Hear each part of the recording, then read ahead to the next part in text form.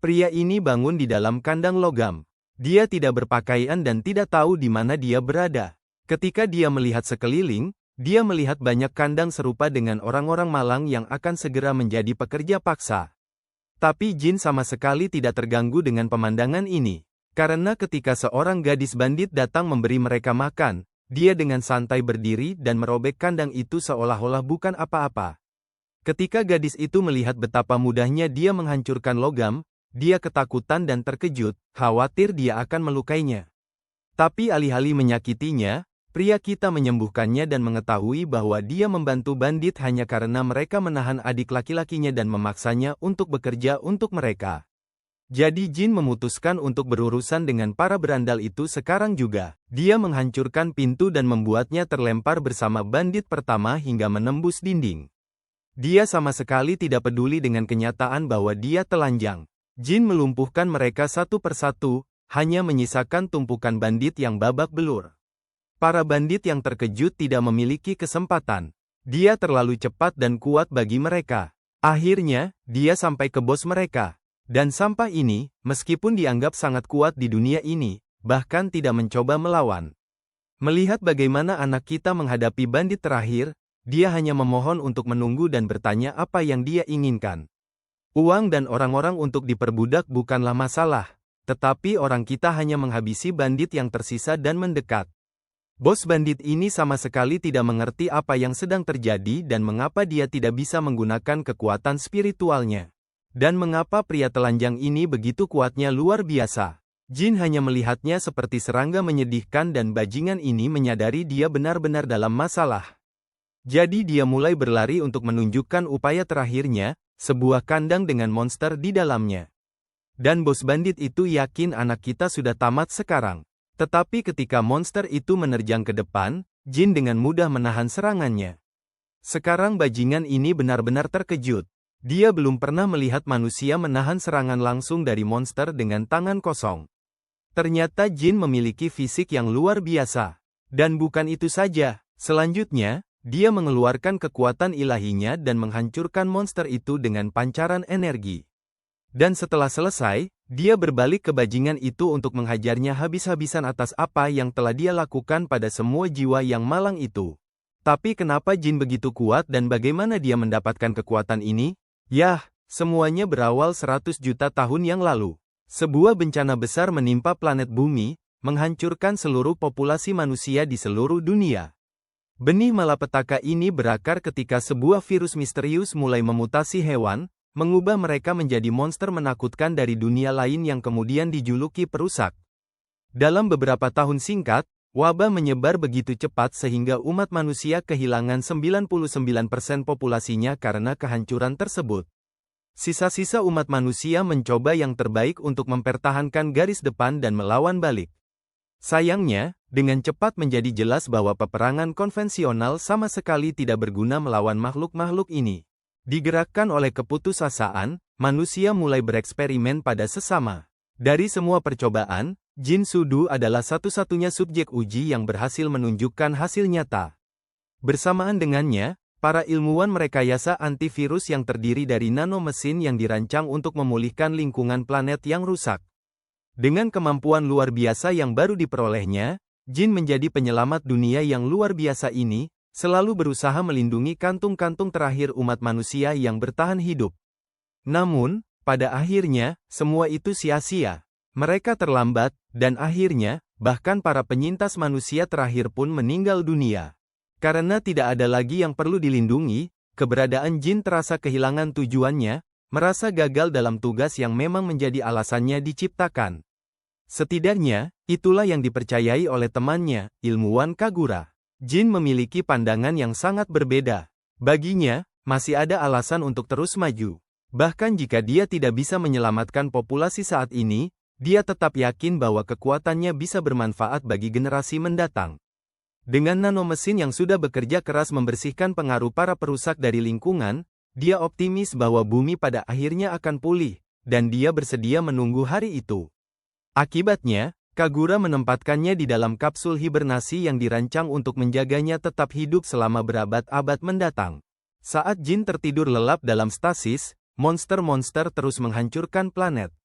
Namun, seiring dekade berubah menjadi abad, dan abad kabur menjadi milenium, perubahan lingkungan global akhirnya mulai berlipat ganda secara eksponensial. Makhluk-makhluk yang bermutasi luar biasa itu secara bertahap mulai memburuk, memberi jalan bagi spesies baru untuk berkembang.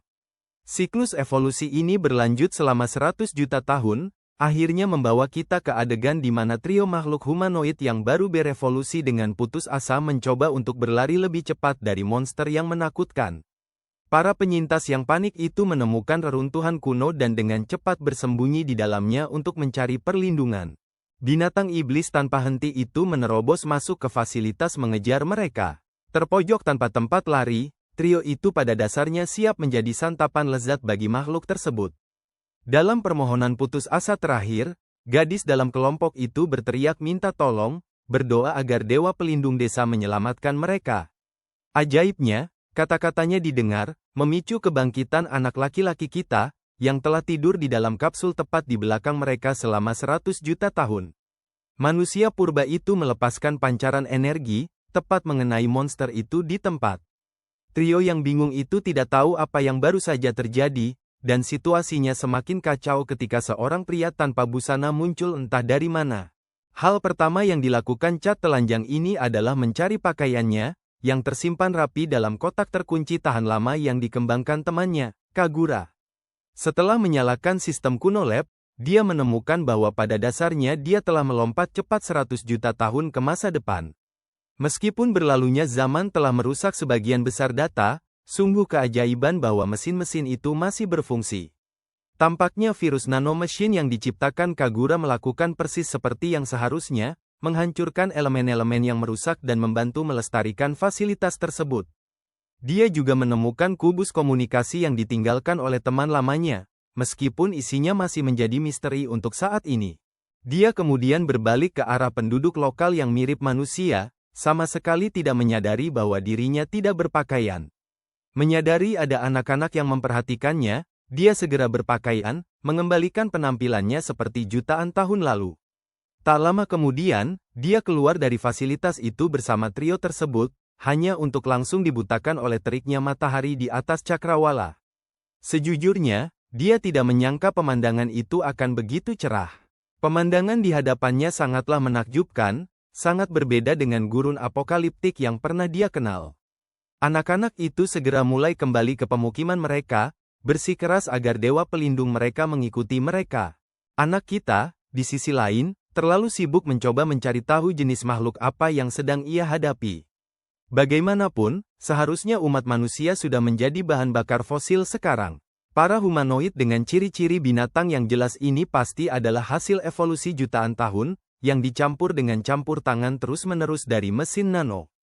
Belum lagi, mereka berbicara bahasa yang sama persis dengan bahasa yang digunakan manusia berabad-abad lalu, yang mengimplikasikan bahwa mereka berasal dari akar yang sama.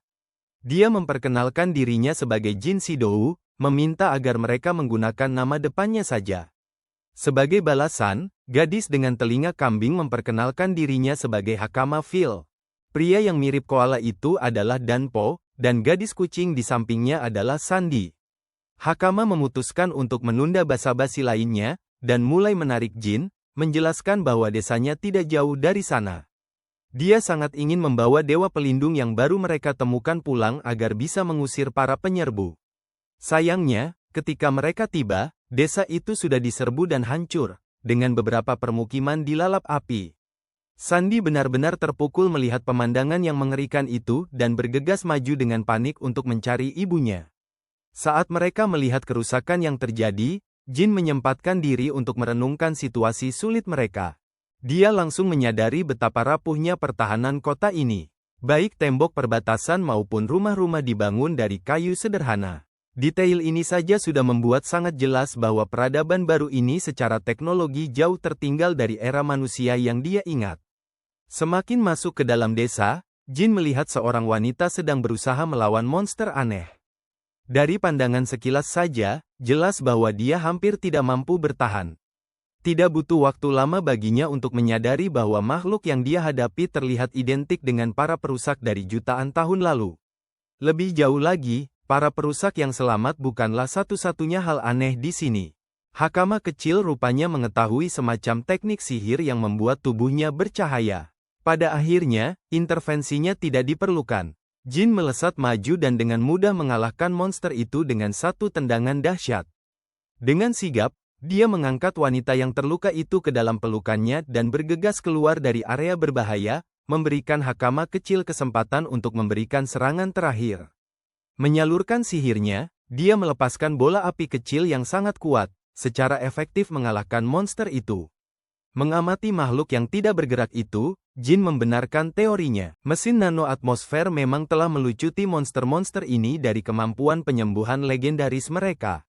Namun, yang tidak dia pahami adalah bagaimana seorang gadis lokal mampu menggunakan mesin nano yang sama.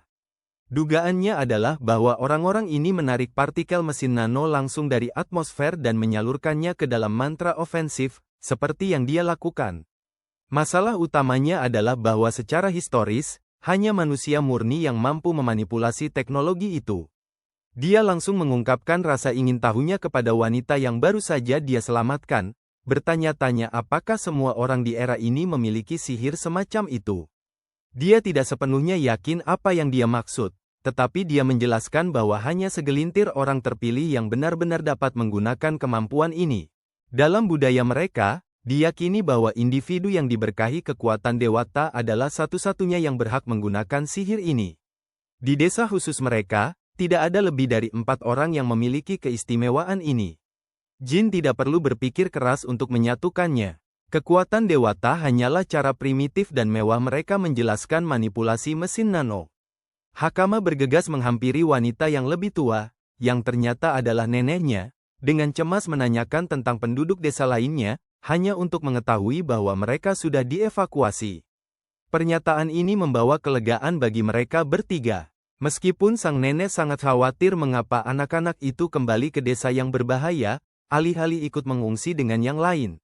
Bagaimanapun juga, binatang buas yang baru saja mereka lawan hanyalah larva dibandingkan monster dewasa raksasa yang saat ini meneror daerah tersebut.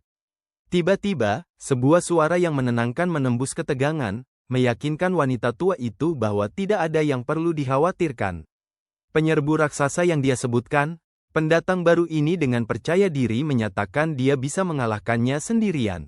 Nenek itu terkejut melihat wajah-wajah familiar ini kembali di zona perang, dan segera menanyai pria itu tentang penduduk desa lainnya. Prajurit berambut biru itu membenarkan bahwa seluruh warga sipil telah dengan aman mencapai tempat perlindungan. Ternyata, pria yang lebih tua yang menemani pria berambut biru ini sebenarnya adalah ayah Hakama. Keduanya berbagi reuni emosional. Tentu saja, dia menuntut untuk tahu kemana gadis itu pergi. Gadis itu dengan jujur mengakui bahwa dia langsung pergi ke pintu yang tertutup, yang membuat neneknya sangat terkejut. Wanita yang lebih tua itu marah karena Hakama berkeliaran ke wilayah terlarang itu. Menurut legenda setempat, wilayah di balik pintu itu adalah milik dewa penjaga desa. Karena Hakama kecil merasa sangat terancam oleh invasi monster, dia menjelaskan bahwa dia hanya pergi untuk mencari bantuan dewa. Dan, seperti yang dia banggakan, dewa literal dari legenda mereka berdiri tepat di sampingnya. Dapat dimengerti, nenek sangat skeptis, menolak mentah-mentah untuk mengakui pemuda acak ini sebagai pelindung ilahi mereka. Lebih buruk lagi, berdasarkan penampilannya, mereka menganggap anak kita termasuk spesies yang lebih rendah. Membuat gagasan untuk memberinya gelar sakral seperti itu benar-benar tidak masuk akal.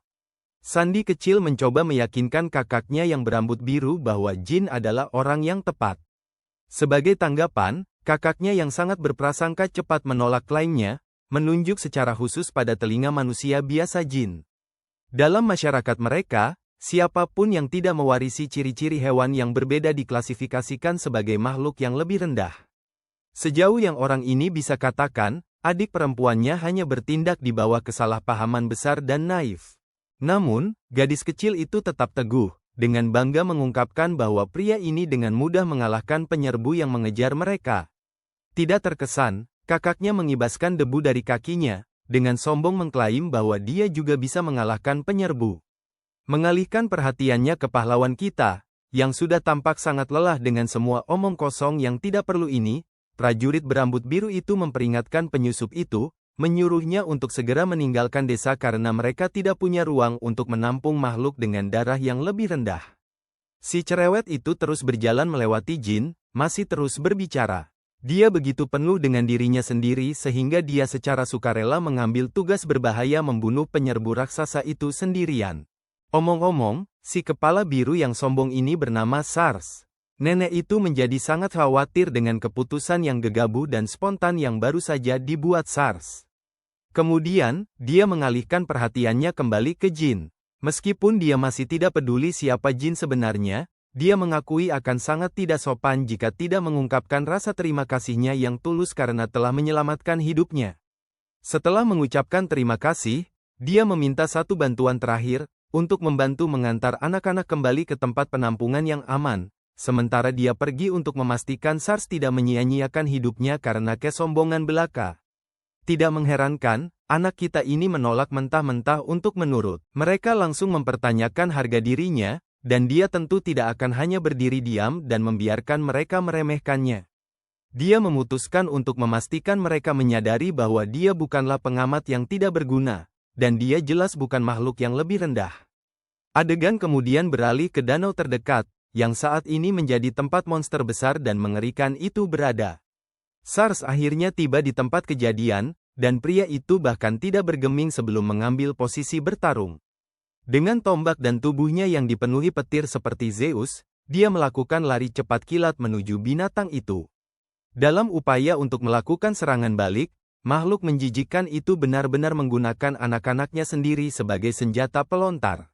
Untungnya, larva-larva berlendir dan tak terawat ini adalah target mudah untuk tombak listrik Sars. Dengan jalan yang terbuka, Sars memanfaatkan kesempatan itu, melompat tinggi untuk memberikan tebasan dahsyat tepat di wajah si brengsek. Monster itu menjerit keras kesakitan. Tentu saja, kita semua tahu ini tidak mungkin semudah itu, dan kita benar. Sangat mengejutkan Sars, luka dalam dan menganga monster itu segera mulai pulih. Kejutan mendadak itu membuat sang pejuang berambut biru tertegun, membuatnya rentan terhadap serangan balik mematikan yang tidak bisa ia hindari. Tapi seperti yang sudah diduga, Jin turun tangan di detik-detik terakhir, dengan mudah menahan serangan besar itu seolah bukan apa-apa. Sars, si bodoh yang dulu sangat arogan, tiba-tiba tersadar akan kenyataan yang sebenarnya, dan pertunjukan baru saja dimulai. Monster itu melompat mundur untuk melancarkan serangan lain dengan kekuatan 2 kali lipat dari sebelumnya. Namun, temanku bahkan tidak memberi makhluk itu kesempatan untuk menyerang. Hanya dengan menjentikkan jarinya dengan santai, Jin membuat lubang bersih menembus daging monster itu. Si kecil yang sombong hanya bisa menyaksikan pemandangan spektakuler itu dalam keheningan yang terkejut. Tak lama kemudian, anggota kelompok lainnya bergegas menuju tepi air. Mereka bahkan belum selesai mengatur napas dari lari cepat yang gila itu sebelum rahang mereka kembali ternganga. Menyaksikan anak kita menahan monster raksasa dengan satu tangan, sementara monster itu terus berusaha mengerahkan kekuatan besar, Jin benar-benar mulai bosan dengan pertukaran ini. Memutuskan untuk menyelesaikannya secepat mungkin, dia meraih Sars di pinggang dan melompat menghindar. Saat kamera memperlihatkan keseluruhan gambar, kita menyaksikan monster besar itu benar-benar tertembus oleh energi Jin. Sars dengan panik berpendapat bahwa serangan besar dan mencolok tidak berguna jika monster itu bisa terus beregenerasi tanpa batas. Untungnya, Jin sudah mempertimbangkan variabel yang persis sama. Justru disinilah nanomesin sangat berguna, secara aktif menetralkan generasi sel monster tersebut. Kerusakan yang ditimbulkan Sars sebelumnya sebenarnya cukup besar, tetapi luka itu terlalu dangkal untuk membebani faktor penyembuhan makhluk itu secara berlebihan. Sekarang, Sars praktis mengalami guncangan mental hanya dengan memproses kemungkinan bahwa orang yang lebih rendah ini mungkin sebenarnya adalah dewa pelindung mereka. Lucunya, Jin dengan cepat menyangkal memiliki akar ilahi apapun yang akan memenuhi syarat dia untuk gelar yang begitu megah. Yang dia ketahui pasti adalah seluruh alasan keberadaannya yang berkelanjutan adalah untuk melindungi orang-orang di masa depan dan menghabisi monster-monster yang berdiri di hadapannya. Meradang, makhluk itu menggeram dan mengayunkan ekornya yang besar dengan liar, berusaha keras untuk menumbangkan pahlawan gesit yang terus lolos dari pertahanannya dengan mudah. Setelah dengan cepat menyusun strategi kemenangan, Jin mulai melumpuhkan makhluk itu dengan menjebaknya dalam kristal es kuning yang padat.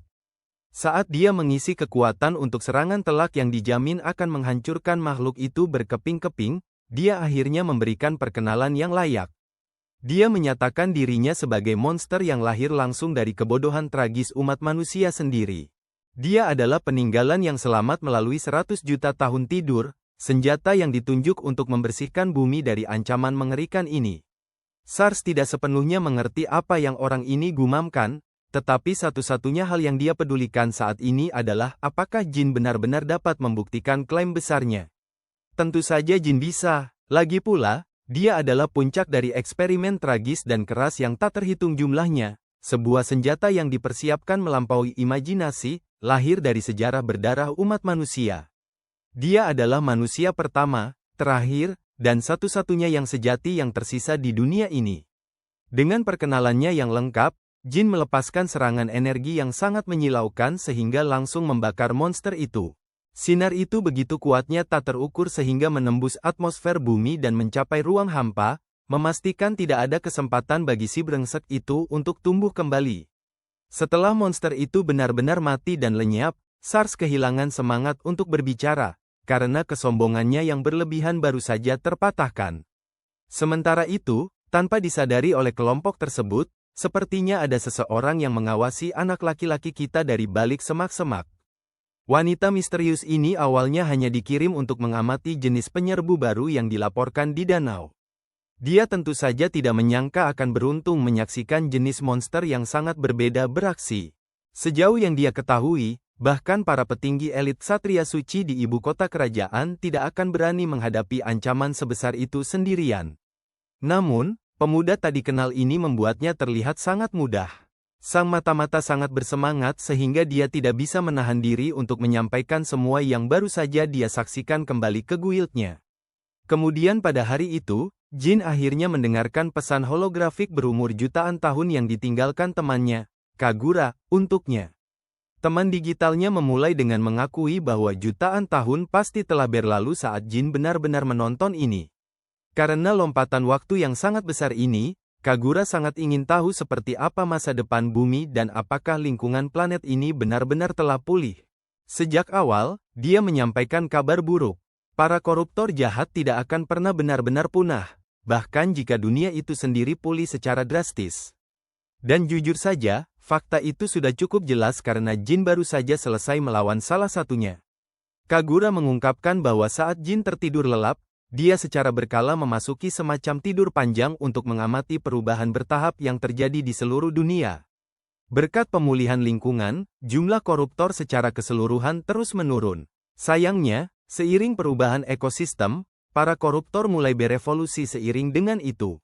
Adaptasi ini adalah pertanda jelas bahwa dunia tidak akan pernah bisa sepenuhnya terbebas dari ancaman ini.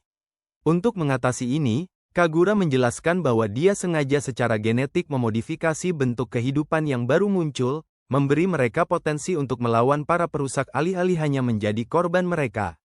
Selain itu, Kagura mengungkapkan dia meninggalkan peningkatan kekuatan besar khusus untuk anak kita. Ya, suntikan yang tampak menyeramkan berisi cairan hijau bercahaya itu adalah apa yang Jin butuhkan untuk disuntikkan langsung ke nadinya. Setelah melakukannya, tubuh Jin segera mulai berderak dan memancarkan energi misterius. Serum yang baru saja dia minum memberinya kompatibilitas 100% dengan nanomesin. Begitu integrasi selesai sepenuhnya, Jin mendapatkan kemampuan luar biasa untuk menciptakan objek fisik melalui transformasi berbentuk nanomesin.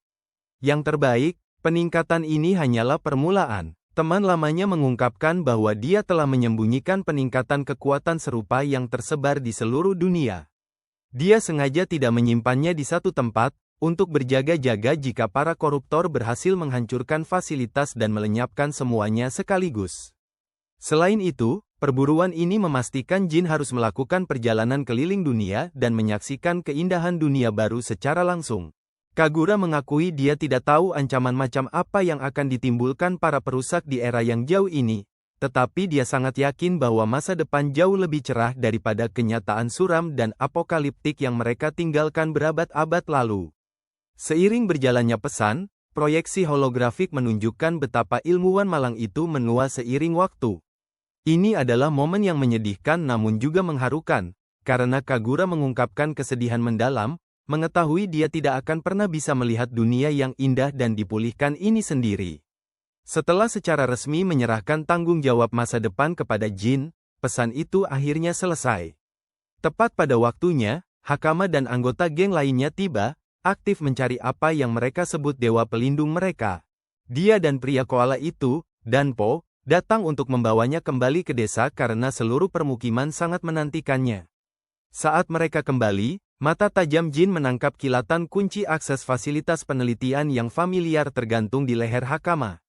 Karena penasaran, dia bertanya tentang liontin itu, ingin tahu bagaimana tepatnya dia mendapatkannya. Hakama menjelaskan bahwa dahulu kala, seseorang yang luar biasa menyuruh leluhurnya untuk mewariskannya turun-temurun sebagai jimat pelindung. Menurut legenda, jika bahaya besar mengancam desa, kunci ini akan memanggil dewa pelindung untuk melindungi mereka. Mendengar ini, Jin sangat terharu.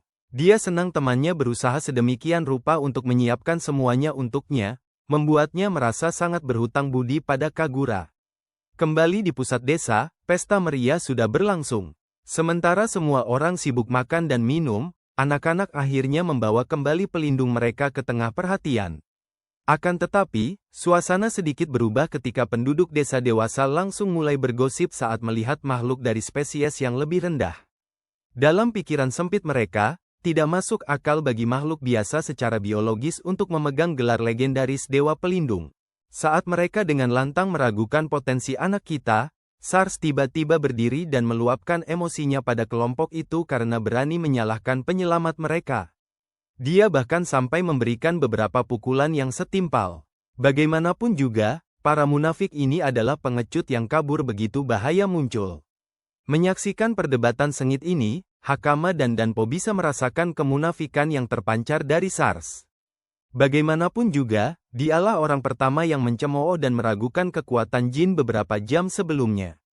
Nenek desa maju untuk berbicara langsung dengan Jin. Merasa sangat berhutang budi, dia berusaha mengungkapkan rasa terima kasihnya yang sebesar-besarnya atas nama seluruh pemukiman.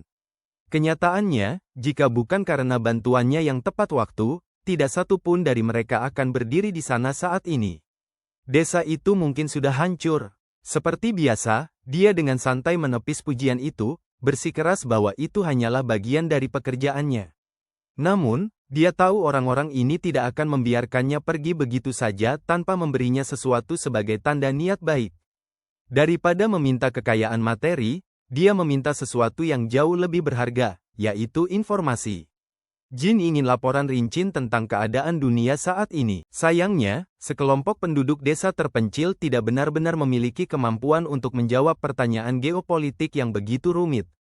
Untuk mendapatkan jawaban yang dia cari, mereka sangat menyarankan dia untuk mengunjungi ibu kota kerajaan, tempat Raja Kermosia berada. Karena orang-orang dari berbagai lapisan masyarakat berkumpul di ibu kota, tempat itu adalah pusat besar untuk urusan global dan informasi penting. Mereka menyebutkan bahwa pedagang dari desa Kodama mereka sendiri sering bepergian ke sana untuk menjual barang-barang khusus yang dibuat dari benang ulat sutra kayu.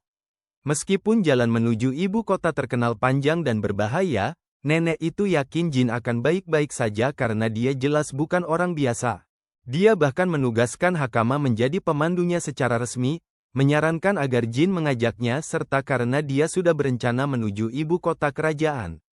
Karena Hakama adalah salah satu dari sedikit orang yang bisa menggunakan kekuatan ilahi, dia ingin mendaftar di akademi bergengsi yang dikhususkan untuk melatih pengguna sihir. Jin benar-benar terkejut mengetahui bahwa lembaga pendidikan formal masih ada di era ini. Tiba-tiba menjadi jelas bahwa anak laki-laki kita telah mendapatkan pengagum yang sangat berisik dan sangat setia. SARS dengan antusias menawarkan diri untuk bertindak sebagai pengawal pribadi Dewa Pelindung dalam perjalanan. Wanita tua itu dengan cepat meremehkannya, mengingatkan SARS bahwa dia benar-benar tidak punya alasan untuk mengunjungi ibu kota. Namun, SARS dengan lantang membual bahwa dia tentu saja punya alasan. Dia berencana untuk bergabung dengan Holy Knight Order yang terhormat. Nenek, bagaimanapun, tahu ini hanyalah angan-angan. Dia dengan terus terang menunjukkan bahwa SARS bahkan tidak berhasil diterima di Akademi Dasar, jadi bergabung dengan Knight Order Elite adalah sesuatu yang sangat sulit dicapai. Ini membuat Jin terkejut. Mengingat Sars sebagai pengguna kekuatan ilahi, Jin mengira pria itu akan melewati proses penerimaan dengan mudah. Hakama memberitahunya tentang masalahnya. Ada ujian tertulis wajib yang dirancang khusus untuk menyaring orang-orang yang kurang pintar, dan Sars sayangnya menjadi korban dari ketidakcerdasannya sendiri. Terlepas dari gurauan, Jin semakin penasaran tentang kelas elit yang dikenal sebagai kesatria suci ini. Omong-omong, adegan beralih dari desa ke seorang kesatria lapis baja. Dia tampak sangat terkejut mengetahui bahwa penyerbu raksasa yang meneror wilayah desa Kodama telah benar-benar dilenyapkan. Orang yang menyampaikan berita besar ini adalah mata-mata yang sama yang mengawasi seluruh pertempuran danau dari semak-semak. Sang kesatria meminta dia untuk mengonfirmasi fakta sekali lagi, dan gadis itu dengan tegas membenarkan ceritanya tanpa ragu sedikit pun. Kesatria suci itu benar-benar tidak percaya. Sampai hari ini, dia tidak pernah bisa membayangkan bahwa ada orang di luar ordo elit mereka yang memiliki kemampuan untuk menghadapi monster sebesar itu sendirian. Tepat di tengah-tengah laporan mereka, seorang koruptor tiba-tiba mencoba menyergap sang mata-mata, melompat ke arah punggungnya yang terbuka. Sang ksatria bereaksi dengan kecepatan luar biasa, menghunus pedangnya dan membelah monster itu menjadi dua dengan bersih. Alih-alih kembali ke kerajaan yang aman, sang ksatria membuat keputusan yang berani. Dia terlalu tertarik, ingin secara pribadi melacak dan bertemu dengan pria misterius yang dengan mudah mengalahkan makhluk sebesar itu. Jin bangun di pagi yang indah menikmati segarnya udara, masih sulit mempercayai bahwa dia bisa menikmati pemandangan seperti ini. Sebagian dari dirinya menyesal karena sahabatnya, Kagura, tidak bisa melihatnya bersamanya. Salah seorang anak membawakan pakaiannya, mendesak Dewa Pelindung untuk memakainya. Di adegan berikutnya, kita melihat anak laki-laki kita berada di sisi desa. Nenek Hakama menyuruhnya untuk menjalankan tugasnya dengan baik sebagai pemandu, sementara Sars terlihat kesal karena dia tidak bisa menjadi orang yang memandu Jin sebagai pemandu wisata. Jin sangat tertarik pada pria itu dan bahkan memuji gerakan Sars, meyakinkannya bahwa dia akan menunggunya tiba di ibu kota kerajaan. Ucapan ini membuat Sars berteriak kegirangan seperti seorang penggemar, mendoakan yang terbaik untuk Dewa Pelindung dan berharap dia menjaga Hakama. Hakama sendiri diperintahkan untuk berhati-hati, dan dengan itu, perjalanan keduanya dimulai dengan keberangkatan mereka. Si cebol dan pria tinggi itu berjalan bersama, melintasi pemandangan indah dan mempesona. Hakama menunjukkannya berkeliling, sampai akhirnya mendirikan perkemahan. Jin bertanya seberapa jauh ibu kota berada. Rupanya masih 4 hari berjalan kaki lagi, jadi tidak sejauh yang dia kira. Tapi dia sangat ingin tahu tentang sisi Jin dan mengapa dia bersikeras menjelajahi dunia. Menolak untuk berbagi, Jin mengatakan bahwa itu rahasia.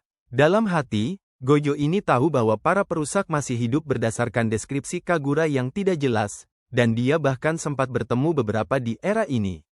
Tingkat reproduksi normal mereka hanya terjadi di lingkungan yang rusak dan tercemar, yang sangat bertentangan dengan tempat ini. Itu berarti ada sesuatu atau seseorang yang menyebabkan perubahan di balik layar yang perlu diselidiki. Hakama takut melihatnya memasang wajah seserius itu saat berpikir keras, jadi dia meminta maaf karena telah membuatnya berpikir. Jin memahami satu hal, era ini tidak sepenuhnya didominasi oleh makhluk koruptor, tanda-tanda kehidupan jelas terlihat di sekitarnya. Tujuan utamanya adalah menyelidiki orang-orang di era ini, kemudian berurusan dengan para koruptor. Meneliti monster-monster itu tidak terlalu sulit karena dia bisa melakukannya sendiri dengan santai. Selain itu, Bro ingin perubahan segera dan meminta Hakama untuk berhenti memanggilnya Dewa Pelindung. Dia terlalu menghormatinya, dan dia harus mendesaknya untuk memanggilnya Jin saja. Suara kuda berpacu menarik perhatian keduanya. Seorang kesatria suci telah tiba bersama timnya, mendesak untuk berbicara sebentar dengan duo kita. Pria ini tampak seperti pangeran menawan pada umumnya, tapi Jin tidak peduli, dan tetap menanyakan identitasnya. Berasal dari Ordo Kesatria Suci, Kapten Divisi 7 memperkenalkan dirinya sebagai Argus Ultun. Konsep Kesatria Suci masih baru bagi pemuda kita, yang bertanya-tanya apakah ini makhluk menarik yang disebutkan penduduk desa. Di antara tim Argus, seorang kesatria kurang ajar menjadi marah dan membentak rakyat jelata karena menunjukkan ketidaktahuan total kepada pemimpinnya dengan menolak berdiri. Dia bahkan memberitahu kaptennya bahwa kedua orang ini pasti pelakunya, tetapi Argus menyuruhnya untuk tenang. Karina sibuk mengomel di latar belakang sementara Ksatria Suci menyapa Jin dengan lebih hormat kali ini. Anak kita hanya penasaran dengan perkataan Karina sebelumnya, tetapi Ksatria Suci mengabaikannya seolah-olah dia hanya bersikap kasar. Argus kemudian mengganti topik pembicaraan dan bertanya tentang identitas pria itu, dari mana asalnya atau kemana tujuannya selanjutnya. Hakama berbagi bahwa mereka berasal dari desa Kadama dengan rute yang menuju ke ibu kota kerajaan. Karina menggunakan ini sebagai konfirmasi lagi, bertindak sombong saat dia menuduh keduanya sebagai ras yang lebih rendah. Sebenarnya, dia terus dengan ekspos yang sok tahu ini, bertingkah seolah IQ-nya 3000 karena mengungkap keberadaan orang-orang dari desa Kadama. Jin sebenarnya terpesona dengan kemajuan dunia ini ketika dia mendengar tentang catatan kelahiran, tetapi Argus menyela lagi dan menghentikan Karina karena membuat asumsi yang gegabah. Bahkan, dia bisa tahu bahwa anak perempuan kecil Hakama sebenarnya mengenakan pakaian khusus Kadama, yang sangat dihargai dengan kualitas tinggi bahkan di ibu kota. Anak-anak desa tidak mengenakan pakaian kerajaan seperti itu, oleh karena itu menegaskan bahwa mereka memang dari desa, membuktikan bahwa Karina salah lagi. Walaupun dia yakin tentang gadis itu, Argus menghunus pedangnya dan mengarahkannya ke pria yang berdiri di hadapannya, menyatakan bahwa pria itu berbeda dari yang lain. Pertama, dia bahkan belum pernah melihat pakaian pria ini, menimbulkan pertanyaan dari mana asalnya. Ksatria Suci itu berbagi bahwa banyak bandit telah mengganggu jalan antara desa Kadama dan ibu kota. Mungkin saja pria ini adalah salah satu dari bandit itu yang mencoba memperdagangkan anak-anak, dan Hakama juga terlibat dalam aksi tersebut dengan berpura-pura tidak bersalah. Gadis kecil itu mencoba menyela dengan bantahan, tetapi mereka tidak mempercayai satu kata pun. Tanpa berpikir panjang, Hakama melancarkan serangan, hanya untuk terpojok dengan beberapa pedang sihir yang menahannya dari segala arah. Dia mendapatkan pujian dari Ksatria Suci karena memiliki kekuatan ilahi, sementara anak kita cukup terkesan dengan kekuatan seorang Ksatria Suci. Kemampuan Argus sangat kuat, Jin bisa melihatnya dengan segera, dan sekarang dia berada dalam posisi otoritas yang sesungguhnya. Ksatria Suci itu meminta penjelasan tentang dari mana pria itu berasal. Informasi itu akan menjadi faktor penentu antara membiarkan anak kita hidup atau tidak. Tapi hanya mendengar itu, Jin menatapnya dengan tatapan membunuh. Ketegangan terasa kuat, tetapi akhirnya, Bro memutuskan untuk tidak menuruti perasaannya, dan hanya terkejut dan mengatakan bahwa dia berasal dari desa Kadama. Karina melompat untuk memanggilnya pembohong di depan wajahnya, tetapi Argus dengan tulus menerima penjelasan ini dan menurunkan senjatanya. Ini adalah perubahan yang mengejutkan, terutama ketika orang itu hampir saja mengeluarkan ancaman. Ksatria Suci itu dapat merasakan bahwa dia tidak berbohong, sementara Hakama secara resmi menyatakan Jin sebagai dewa pelindung desa. Konsep dewa pelindung membuat Ksatria Suci itu tertarik, tetapi dia tidak menganggapnya serius dan berbalik untuk pergi. Dia kembali menaiki kudanya, meminta maaf atas kekasarannya. Argus sebenarnya melakukan semua itu sebagai bagian dari pekerjaannya. Kapten mengerti bahwa mereka akan bertemu di ibu kota kerajaan di masa depan. Bahkan, dia menawarkan mereka kesempatan untuk datang mencarinya jika mereka mengalami masalah. Mengatakan demikian, dia bergegas pergi, membuat Karina malu karena dia ingin sesuatu yang lebih serius terjadi entah kenapa. Bahkan Jin terlihat bingung dengan kebutuhan wanita ini akan drama yang berlebihan. Di adegan berikutnya, kita melihat tim dalam perjalanan menuju tujuan selanjutnya. Karina memaksakan diri tanpa alasan, menekankan bahwa Jin curiga dan bahwa mereka seharusnya tidak membiarkan makhluk yang lebih rendah itu lolos. Kata-kata, makhluk yang lebih rendah, terasa tercekat di tenggorokannya. Argus mengejek gadis itu karena tidak tahu siapa di antara mereka yang sebenarnya lebih rendah. Membenarkan pikirannya, Ria juga setuju, yang membuat Karina terkejut. Bahkan, dia menekankan betapa jauh perbedaan kemampuan mereka dengan pria yang mereka hadapi saat itu. Argus sebenarnya mencoba bergerak 3 kali dalam satu kesempatan, tetapi tekadnya bahkan tidak mengizinkannya. Dia bisa merasakan bahwa Jin, yang tangannya berada di saku, akan segera bertindak dan mengantisipasinya bahkan sebelum gerakan itu dilakukan. Sekarang aku bahkan tidak tahu apa artinya itu, tapi keren sekali protagonis kita. Ngomong-ngomong, Argus bahkan mencoba menggunakan kekuatan suci, dan di hadapan Jin, kekuatan itu bahkan tidak aktif, membuat Karina ketakutan. Gerakan yang sama yang dia gunakan terhadap Hakama dan dengan mudah membuatnya terdesak, bahkan tidak berhasil padanya. Ria mencoba melakukan hal yang sama, hanya untuk gagal juga, mengimplikasikan bahwa ada perbedaan tingkat kekuatan yang sangat besar antara mereka dan monster seperti Jin. Prestasi seperti itu, bahkan menurut Argus, paling banter hanya bisa dilakukan oleh komandan tertinggi di antara Night Order. Ria dan Karina mencibir, gadis bodoh itu sama sekali tidak menyadari betapa jauh mereka tertinggal saat itu. Pangeran tampan menekankan bahwa mereka baru saja bertemu dengan monster, sebuah anomali yang berbeda dari yang lain, dan tidak masalah jika Karina membuat kesalahan karena dia baru di unit mereka. Mengenai orang yang membunuh penyusup desa Kadama, Argus menduga itu orang yang sama. Karina berpikir bahwa situasinya berbahaya, tetapi kaptennya bijaksana dan percaya bahwa berbahaya menyerang seseorang tanpa informasi apapun tentang orang tersebut. Dia juga berpikir Jin cukup santai meskipun bersikap pasif, dan saat ini tujuan mereka adalah kembali ke ibu kota kerajaan, karena keterlibatan mereka tidak lagi diperlukan.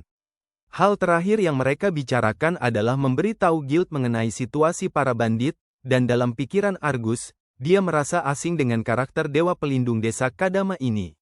Seandainya orang itu bisa menjadi sekutu mereka, itu bisa menyelesaikan sejumlah besar masalah yang diderita negara mereka. Di adegan berikutnya, anak kita berada di jalan lagi dengan Hakama, menyebutkan bagaimana mereka bertemu seseorang yang menarik beberapa hari yang lalu. Dia bertanya-tanya apakah semua ksatria suci sama kuatnya dengan yang mereka temui, tetapi Hakama menjelaskan bahwa Argus adalah pengecualian. Bahkan di antara Ordo Malam, hanya yang terbaik dari yang terbaik yang dipuji sebagai kesatria suci untuk menjadi pemimpin mereka. Argus berada di puncak liga mereka. Dia bahkan mencontohkan betapa cepat aktivasi seni spiritualnya tempo hari, sebuah istilah yang asing bagi anak kita. Rupanya di era sekarang, meminjam kekuatan para roh disebut kekuatan ilahi, dan teknik yang digunakan untuk mengembangkan kekuatan tersebut pada dasarnya adalah metode spiritual, atau seni spiritual. Dengan kata lain, nano mesin Kagura dan Jin pada dasarnya diperlakukan seperti roh di luar pemahaman mereka. Dia tahu bahwa mereka pasti terlihat seperti fantasi yang benar-benar kacau untuk zaman sekarang, tetapi dia tidak bisa tidak mengingat perasaan marah Karina tentang makhluk yang lebih rendah. Jin tertarik dengan istilah itu dan mengetahui bahwa era sekarang memiliki beberapa ras manusia yang berbeda. Ada yang menyerupai serangga dan ikan juga, dan berdasarkan perkataan neneknya, ras tertentu bahkan bisa hidup di air atau wilayah tertentu saja. Itu berubah seiring berjalannya waktu, karena makhluk-makhluk itu berevolusi untuk beradaptasi dengan lingkungan. Penjelasan ini menarik bagi Jin, yang langsung berpikir bahwa itu berarti beberapa penyintas umat manusia pasti menjadi penyebab untuk memulai siklus evolusi 100 juta tahun kemudian. Dia tidak ingin terlalu memikirkan asumsi besar ini. Sebagai gantinya, Jin berpendapat bahwa orang-orang yang tidak berubah dan beradaptasi dengan lingkungan pada dasarnya menjadi bahan tertawaan yang mereka sebut spesies inferior. Karena mereka tidak bisa beradaptasi, mereka dianggap sebagai makhluk rendahan dan lemah, meskipun masyarakat memperlakukan mereka seperti bukan siapa-siapa, bahkan menjual mereka sebagai budak. Konsep perbudakan yang ada di era ini mengganggu anak laki-laki kita, tetapi Hakama tetap teguh pada pendapatnya sendiri. Dia dengan ceria menegaskan bahwa hampir tidak ada perbedaan antara mereka dan makhluk yang lebih rendah. Dia tidak mengerti mengapa orang memperlakukan orang lain dengan tidak hormat hanya karena seseorang berbeda dari mereka. Setiap orang aneh dengan caranya sendiri, dan mendengar dia berbicara seperti itu, Jin terkesan dengan karakter gadis kecil itu. Saat mereka berbicara, seseorang muncul di depan mereka, tampak kasar dan babak belur. Anak ini ambruk di jalan, memohon bantuan mereka saat Hakama bergegas mendekat. Jin mengamati anak itu dengan seksama, menyadari bahwa yang satu ini tidak memiliki ciri-ciri binatang berdasarkan telinga, yang berarti dia semacam manusia. Anak itu dipenuhi memar dari leher hingga ujung kaki. Luka-luka ini tidak wajar untuk kejadian biasa. Hakama berusaha sekuat tenaga untuk mengangkat anak itu, sementara Jin mengaktifkan kekuatannya untuk membantu menyembuhkan orang tersebut. Alih-alih berterima kasih, Anak itu segera menghentikan sandiwaranya dan mengeluarkan pisau yang diarahkan ke leher Hakama, mengancam akan membunuhnya jika dia bergerak sedikit pun dari tempatnya berdiri. Situasi ini ternyata jauh berbeda dari yang dibayangkan anak laki-laki kita. Sekarang dia tahu pasti bahwa dia telah dijebak sejak awal. Dia juga mengamati sekelilingnya untuk memeriksa orang-orang yang berada di dekatnya. Seorang pria muncul entah dari mana, memuji Poir atas pekerjaannya dengan mengikuti instruksinya. Kemampuan ini disebut kamuflase tersembunyi. Fungsinya berkat nanomesin yang menyerap visual lingkungan sekitar dan menggunakannya untuk menciptakan jubah tembus pandang. Satu-satunya kelemahan adalah bahwa kemampuan menghilang itu berhenti berfungsi saat bergerak, tetapi orang-orang ini menggunakannya dengan cukup baik. Kapten menggertak Jin, menyebutnya spesies yang lebih rendah dan karena memiliki beberapa pakaian bagus. Dia juga menanyakan pertanyaan yang sama tentang dari mana Jin berasal. Tetapi anak kita sangat dingin dan sedang dalam masa diamnya jadi dia tidak menjawab. Hakama dengan cemas memanggilnya, sementara kapten mengancam akan mencelakai gadis itu jika dia berani bergerak sedikit pun. Hakama bertindak sendiri lagi dengan mengaktifkan kemampuannya, tapi anak laki-laki kita berteriak padanya untuk segera berhenti. Dia tidak ingin dia menggunakan kekuatan seperti itu terhadap orang lain, menyiratkan bahwa itu berbahaya. Gadis kecil itu tidak tahu apa yang harus dilakukan, sementara Kapten Bandit di sini sangat senang menyadari bahwa gadis itu juga memiliki kekuatan luar biasa. Mereka bertanya pada Jin apakah dia juga bisa menggunakan kekuatan seperti itu, tetapi dia sedang ingin bermain-main jadi dia bersikap misterius. Merasa kesal, si berotot menendangnya hingga jatuh, mengingatkan yang lebih lemah untuk tahu diri. Sang kapten tidak senang dengan bawahannya yang mencoba merusak barang-barang mereka. Tapi, mereka juga tidak terlalu berharap barang-barang itu akan laku dengan harga bagus. Mereka bahkan tidak terpikir Jin memiliki kekuatan dewa karena dia terlihat seperti makhluk rendahan. Sementara itu, Hakama mulai menyadari bahwa mereka adalah bandit dan pedagang budak yang Argus peringatkan. Pemimpin bandit mengaktifkan mantra untuk mengatasi gadis itu terlebih dahulu. Sementara Hakama khawatir mereka akan ditangkap dan dijual sebagai budak. Di adegan berikutnya, lucunya, Jin membangunkannya dari tidurnya. Saudara itu tidak memakai baju karena orang-orang bodoh ini benar-benar mencuri semua pakaian kerennya, hanya menyisakan pakaian dalamnya. Hakama tampaknya baik-baik saja, tapi dia benar-benar ingin tahu di mana mereka berada. Tempat itu terlihat seperti semacam fasilitas penampungan tempat orang-orang yang ditahan lainnya berada. Jin menjelaskan bahwa itu adalah tempat persembunyian para bandit, bahkan menunjuk ke orang-orang yang ditangkap sebelum mereka. Semua orang ini terlihat dalam kondisi buruk. Kebanyakan adalah spesies yang lebih rendah. Pemandangan yang suram, tapi lucunya Hakama lebih penasaran kenapa orang ini membiarkan dadanya terbuka begitu saja. Jin menjelaskan mereka mengambil semuanya darinya karena dia terlihat aneh, tapi dia hanya kagum betapa percaya dirinya pria ini tanpa pakaian. Rupanya penampilan ini adalah yang paling membuat Jin nyaman, tetapi selain itu, dia paling penasaran mengapa dia tidak melawan saat itu. Dengan kekuatannya yang luar biasa, dia bisa saja mengalahkan mereka dalam sekejap. Sebelum dia sempat menjawab, Poir dikirim ke dalam ruangan untuk membawakan sarapan. Setelah mendapati mereka sudah bangun, dia menawarkan mereka makanan. Hakama kesal, tetapi Poir tidak terlalu peduli apakah mereka membencinya atau tidak, karena dia tidak pernah berharap untuk dimaafkan. Gadis polos itu jengkel, tetapi Jin mengejutkan si rambut biru dengan menyebutnya baik hati.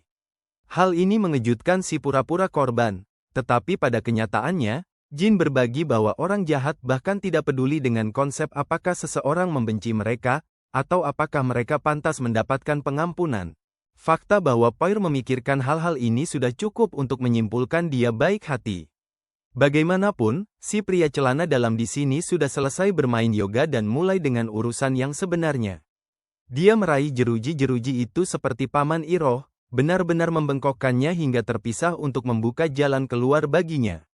Poir tercengang dengan apa yang baru saja dilihatnya. Kenyataannya, Jin sebenarnya sudah menunggunya selama ini untuk percakapan pribadi. Si rambut biru bingung mengapa, tetapi Jin sudah bisa merasakan bahwa dia diperas untuk bekerja karena seseorang yang dia sayangi ditahan di suatu tempat di sini. Poir ketakutan bagaimana tebakan pria ini sangat akurat, dia bahkan menyembuhkan luka-lukanya, menekankan bahwa satu-satunya alasan dia terkecoh adalah karena dia tahu luka gadis itu benar-benar nyata. Penjahat biasanya tidak sampai membuat sekutu mereka terluka parah hingga nyaris mati. Dari situ dia langsung tahu bahwa Poir diperas dan dipaksa bekerja. Kata-kata Jin membuatnya merasa sangat bersalah, dan akhirnya memberinya kesempatan untuk menceritakan bahwa adik laki-lakinya telah ditangkap oleh para bajingan keji ini. Mereka terus mengancam akan menjual anak itu ke luar negeri jika dia melawan, bahwa dia tidak akan pernah bisa bertemu dengannya lagi. Poir menangis terseduh-seduh, dan mengungkapkan bahwa bahkan orang tuanya dibantai oleh para brengsek itu, sehingga adiknya adalah satu-satunya yang tersisa. Mendengar ceritanya saja sudah membuat pria ini sangat marah. Jin benar-benar murka, dan Hakama akhirnya mengerti mengapa dia membiarkan dirinya ditangkap seperti itu. Tujuannya selalu untuk menyelamatkan orang-orang ini, tetapi dia juga tahu bahwa penjahat itu keras kepala dan menyebalkan. Bahkan jika ada satu saja yang lolos, itu bisa menyebabkan masalah di kemudian hari, karena mereka bisa membangun kembali kekuatan mereka dan membuat kekacauan lagi. Singkat cerita, dia ingin menghabisi para penjahat ini bersama-sama, dan dia mulai dengan menghajar abis orang berbulu itu dari belakang. Dengan jalan terbuka, Gojo Satoru berniat mencabik-cabik para sampah ini. Jin lebih dari siapapun memahami jiwa para penjahat, dan kita mendapatkan pemahaman tentang hal ini ketika kita kembali ke 100 juta tahun ke masa lalu, ketika peradaban manusia telah mencapai puncak teknologi. Anak itu dulu sangat terpuruk dan tidak punya apa-apa. Pikiran pertamanya adalah mengagumi keadilan di dunia, tetapi kekaguman itu diikuti oleh kesadaran kedua yang lebih menghantui. Dunia manapun yang membutuhkan keadilan juga dipenuhi dengan orang-orang jahat dalam jumlah besar, orang-orang yang ingin mengejarnya, misalnya. Menjalani kehidupan biasa adalah sesuatu yang patut dipuji, tetapi di lingkungan tempat dia tumbuh, anak laki-laki itu tidak pernah mengalami kedamaian yang dia inginkan. Jadi, ketika berhadapan dengan orang-orang yang mencoba mengganggunya, Jin benar-benar menghancurkan mereka dengan kekuatannya, membuat mereka menderita dan menghancurkan mereka selama bertahun-tahun.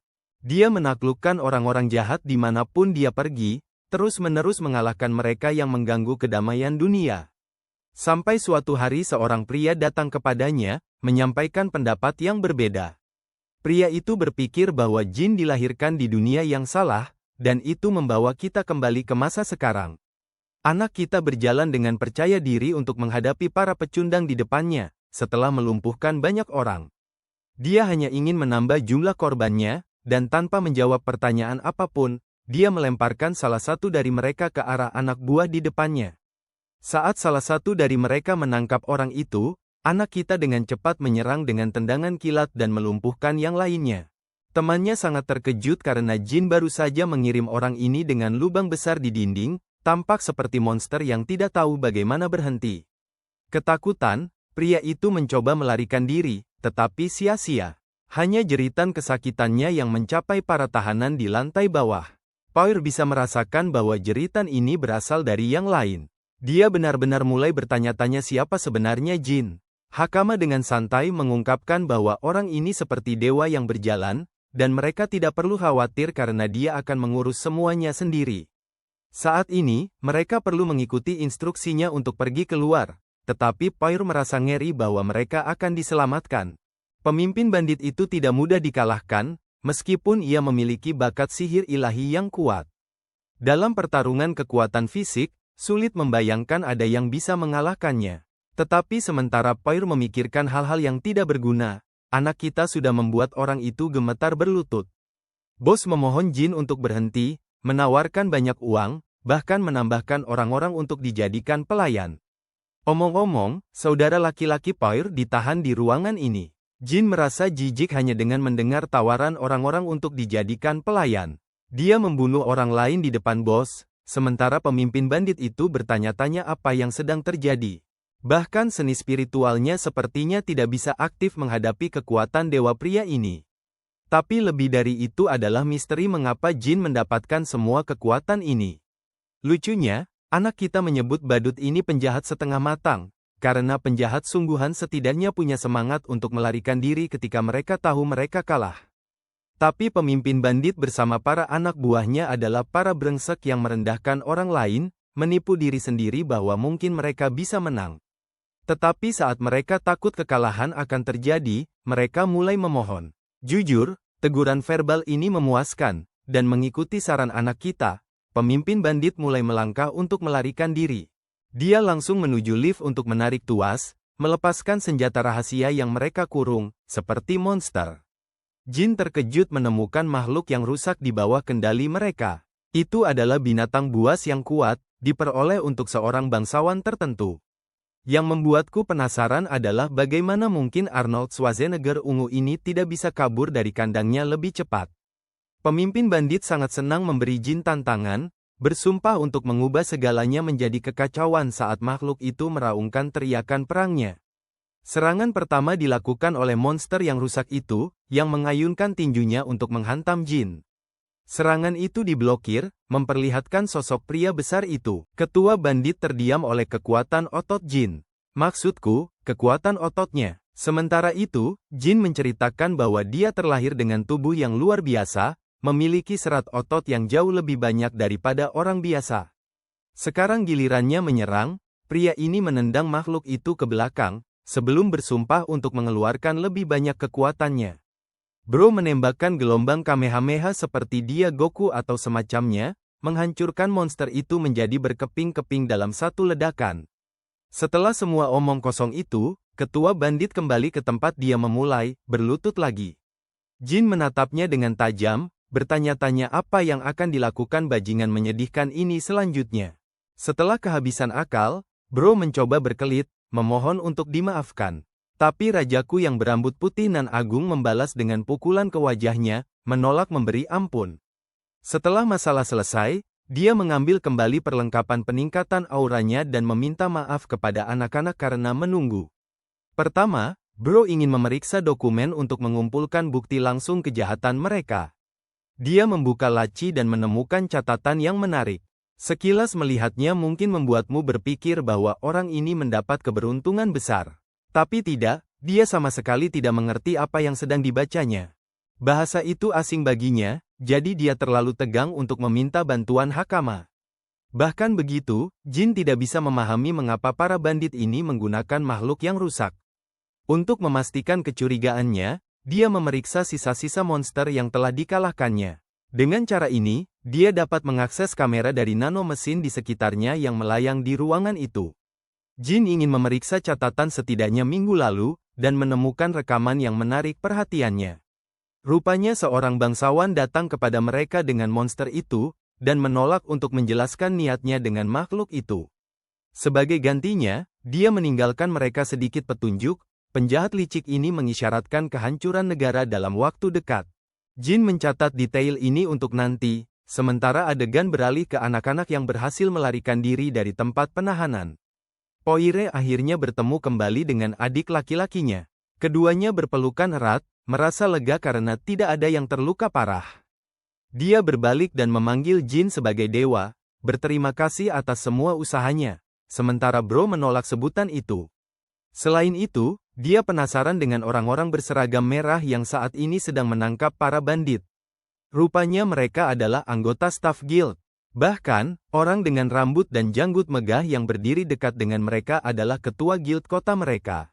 Pria yang sama tertarik pada Jin dan menghampirinya untuk bertanya apakah dia terlibat dalam kejadian itu.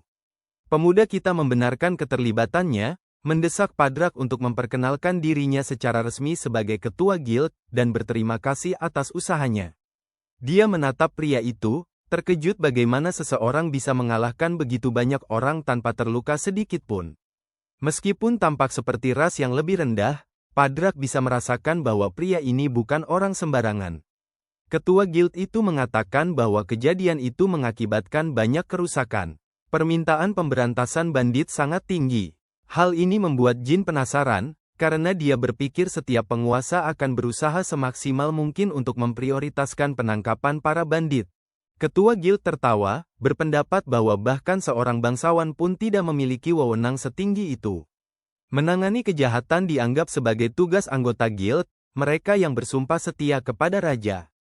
Bahkan jika Lord Sapion, penguasa wilayah ini, melakukan kejahatan, mereka harus melaporkan situasinya kepada raja, meskipun hal seperti itu tampaknya tidak mungkin. Padrak yakin dengan asumsinya, sementara Jin membandingkan situasi tersebut dengan kejadian 100 juta tahun lalu, menyadari bahwa seorang bangsawan mewakili seorang wali kota, dan guild bertindak seperti polisi. Meski begitu, Lord Sapion bukanlah seseorang yang bisa dipercaya begitu saja. Jin memutuskan untuk menyerahkan semua dokumen yang dia dapatkan dari para bandit, bertanya-tanya apakah dokumen itu berguna bagi guild. Ketua guild membaca salah satunya, dan menyadari bahwa itu adalah daftar lengkap orang-orang yang berdagang dengan para bandit. Berkat daftar ini, mereka dapat dengan mudah menangkap seluruh kelompok itu. Penasaran, Jin bertanya apakah nama penguasa kota juga ada di daftar. Namun, cukup mengesankan, nama Lord Sapion tidak ditemukan dimanapun, membuatnya menjadi penjahat cerdik yang pandai menyembunyikan jejaknya. Untuk saat ini, Jin tidak bisa berbuat banyak tentang situasi tersebut. Dia sudah membantu membebaskan para budak, jadi dia ingin tahu apa yang akan terjadi pada mereka sekarang. Ketua guild meyakinkan mereka bahwa guild akan bertanggung jawab untuk memulangkan mereka dengan selamat jika laporan kehilangan telah diajukan. Tetapi bagi mereka yang tidak memilikinya, sayangnya, mereka tidak punya tempat tujuan. Sistemnya buruk karena tidak mempertimbangkan kasus seperti Powar dan Nino, yang kehilangan orang tua mereka, jadi Jin meminta tempat perlindungan untuk mereka. Mengejutkan, era ini bahkan tidak memiliki tempat perlindungan di kota ini. Padrak hanya bisa mencari pekerjaan untuk anak-anak ini.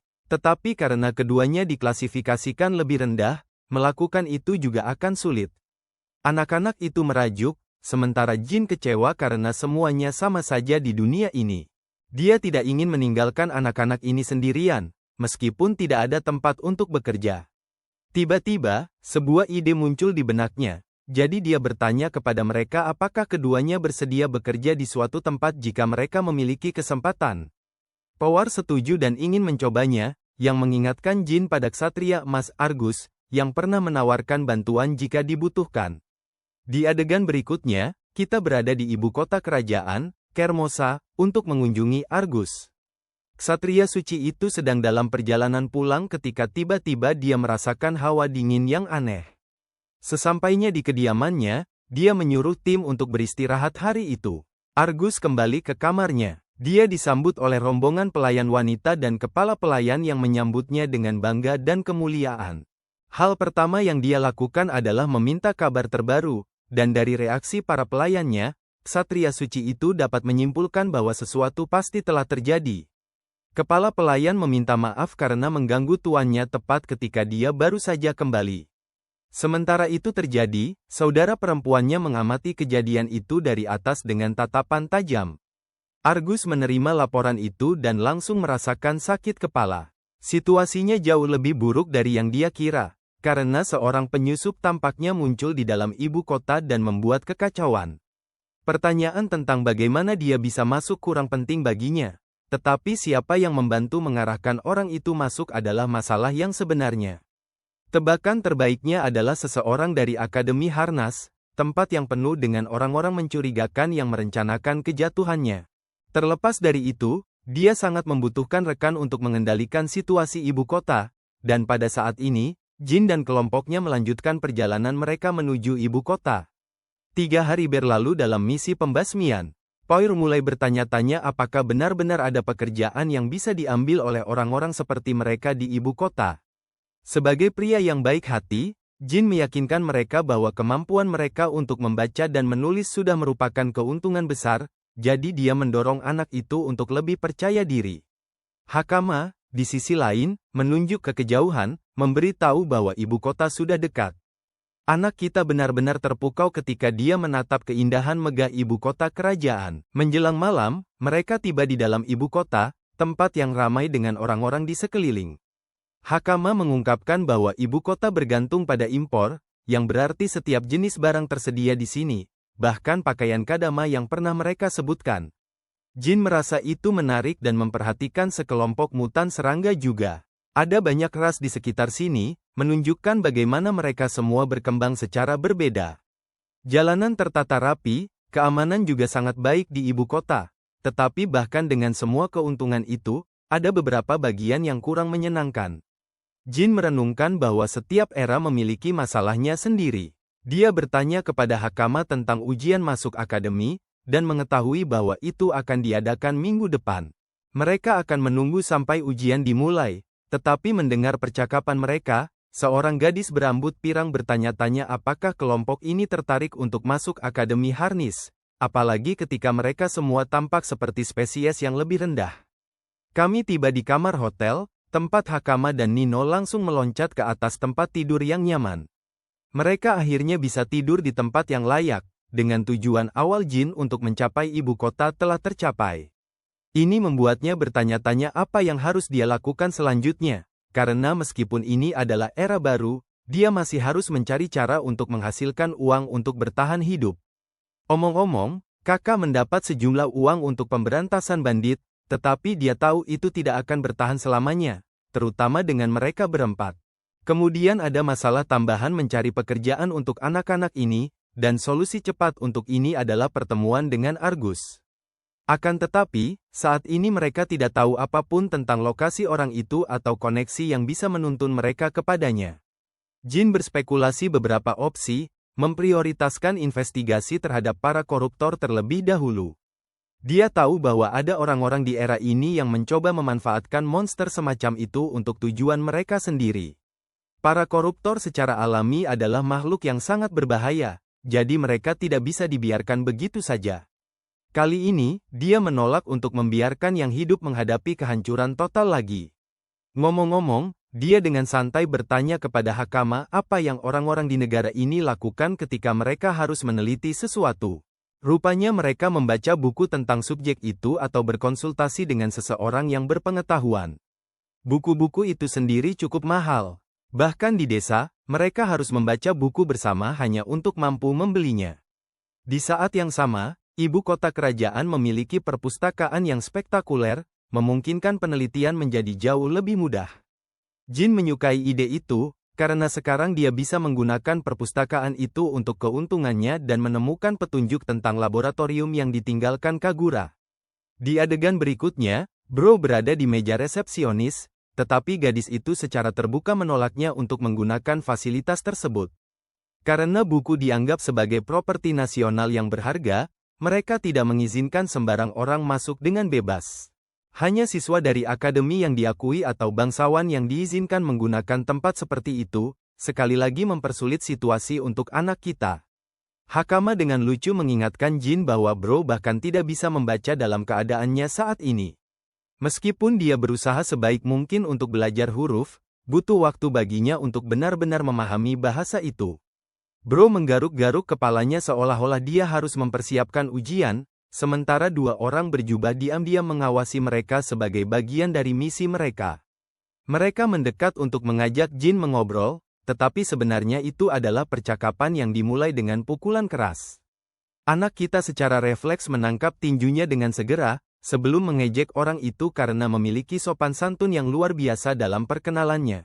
Begitulah keamanan kota ini, ketika orang-orang menyerang seperti ini. Tapi orang itu tetap sombong dan Jin menangkis tinjunya di udara, mengalihkan ledakan sihir yang kuat. Petarung itu memujinya karena memiliki insting yang tajam, sementara Pyre tidak habis pikir bagaimana orang-orang ini secara terbuka menggunakan kekuatan ilahi di tengah zona sipil. Anak kita ingin tahu ada urusan apa dengan orang-orang yang menyebalkan ini, dan dengan cepat menyadari bahwa seseorang menaruh harga di kepalanya. Itu malah menguntungkannya. Meskipun para pengganggu ini mengancam kelompok Jin untuk pergi dari ibu kota jika tidak ingin berurusan dengan bahaya. Jin tidak bergeming dari posisinya, menantang orang itu untuk mencoba menyerangnya lagi. Hanya untuk mendapati tinjunya terperangkap dan benar-benar terhempas ke tanah yang keras. Setelah memberikan pelajaran berharga kepada salah seorang dari mereka, dia berbalik ke yang lain yang sedang menembakkan serangan sihir langsung ke arahnya. Jin menolak untuk menghindar dan menghadang serangan api itu secara langsung, membuat orang ini berpikir bahwa dia telah memberikan kerusakan yang serius. Tetapi dari balik asap muncul sebuah tangan, saat dia dengan cepat meraih orang itu dan mengangkatnya seolah-olah dia tidak memiliki berat sama sekali. Dengan nada serius, Jin mengejek mereka karena sangat lemah saat menantangnya, itu pun jika mereka punya keberanian untuk mencoba. Dia benar-benar seperti Gojo Satoru di cerita ini. Sementara itu, korbannya bertanya-tanya bagaimana mungkin spesies tingkat rendah bisa memiliki kekuatan sebesar itu. Tiba-tiba, perintah seorang ksatria menghentikan perkelahian itu. Corina yang kesal karena harus mengganggu hari liburnya untuk masalah ini. Gadis itu bahkan tidak peduli dengan para penyerang yang menyerang Jin. Dia hanya ingin membawa Hakama dan anak laki-laki kita ke tahanan untuk sementara waktu. Untungnya bagi Jin, membuat keributan yang menarik perhatian seseorang yang berhubungan dengan Argus, meskipun dia sekarang berteriak di wajahnya. Setelah membubarkan perkelahian jalanan, Corina melihat Jin dan langsung bersemangat karena dia percaya dia akhirnya menangkap Jin, makhluk yang dia anggap rendah, membuat masalah di kota lagi. Dia baru saja akan mulai menceramahinya, tetapi seorang penonton setengah manusia yang berdiri di dekatnya mendekatinya dan mengakui bahwa dia melihat semua yang terjadi.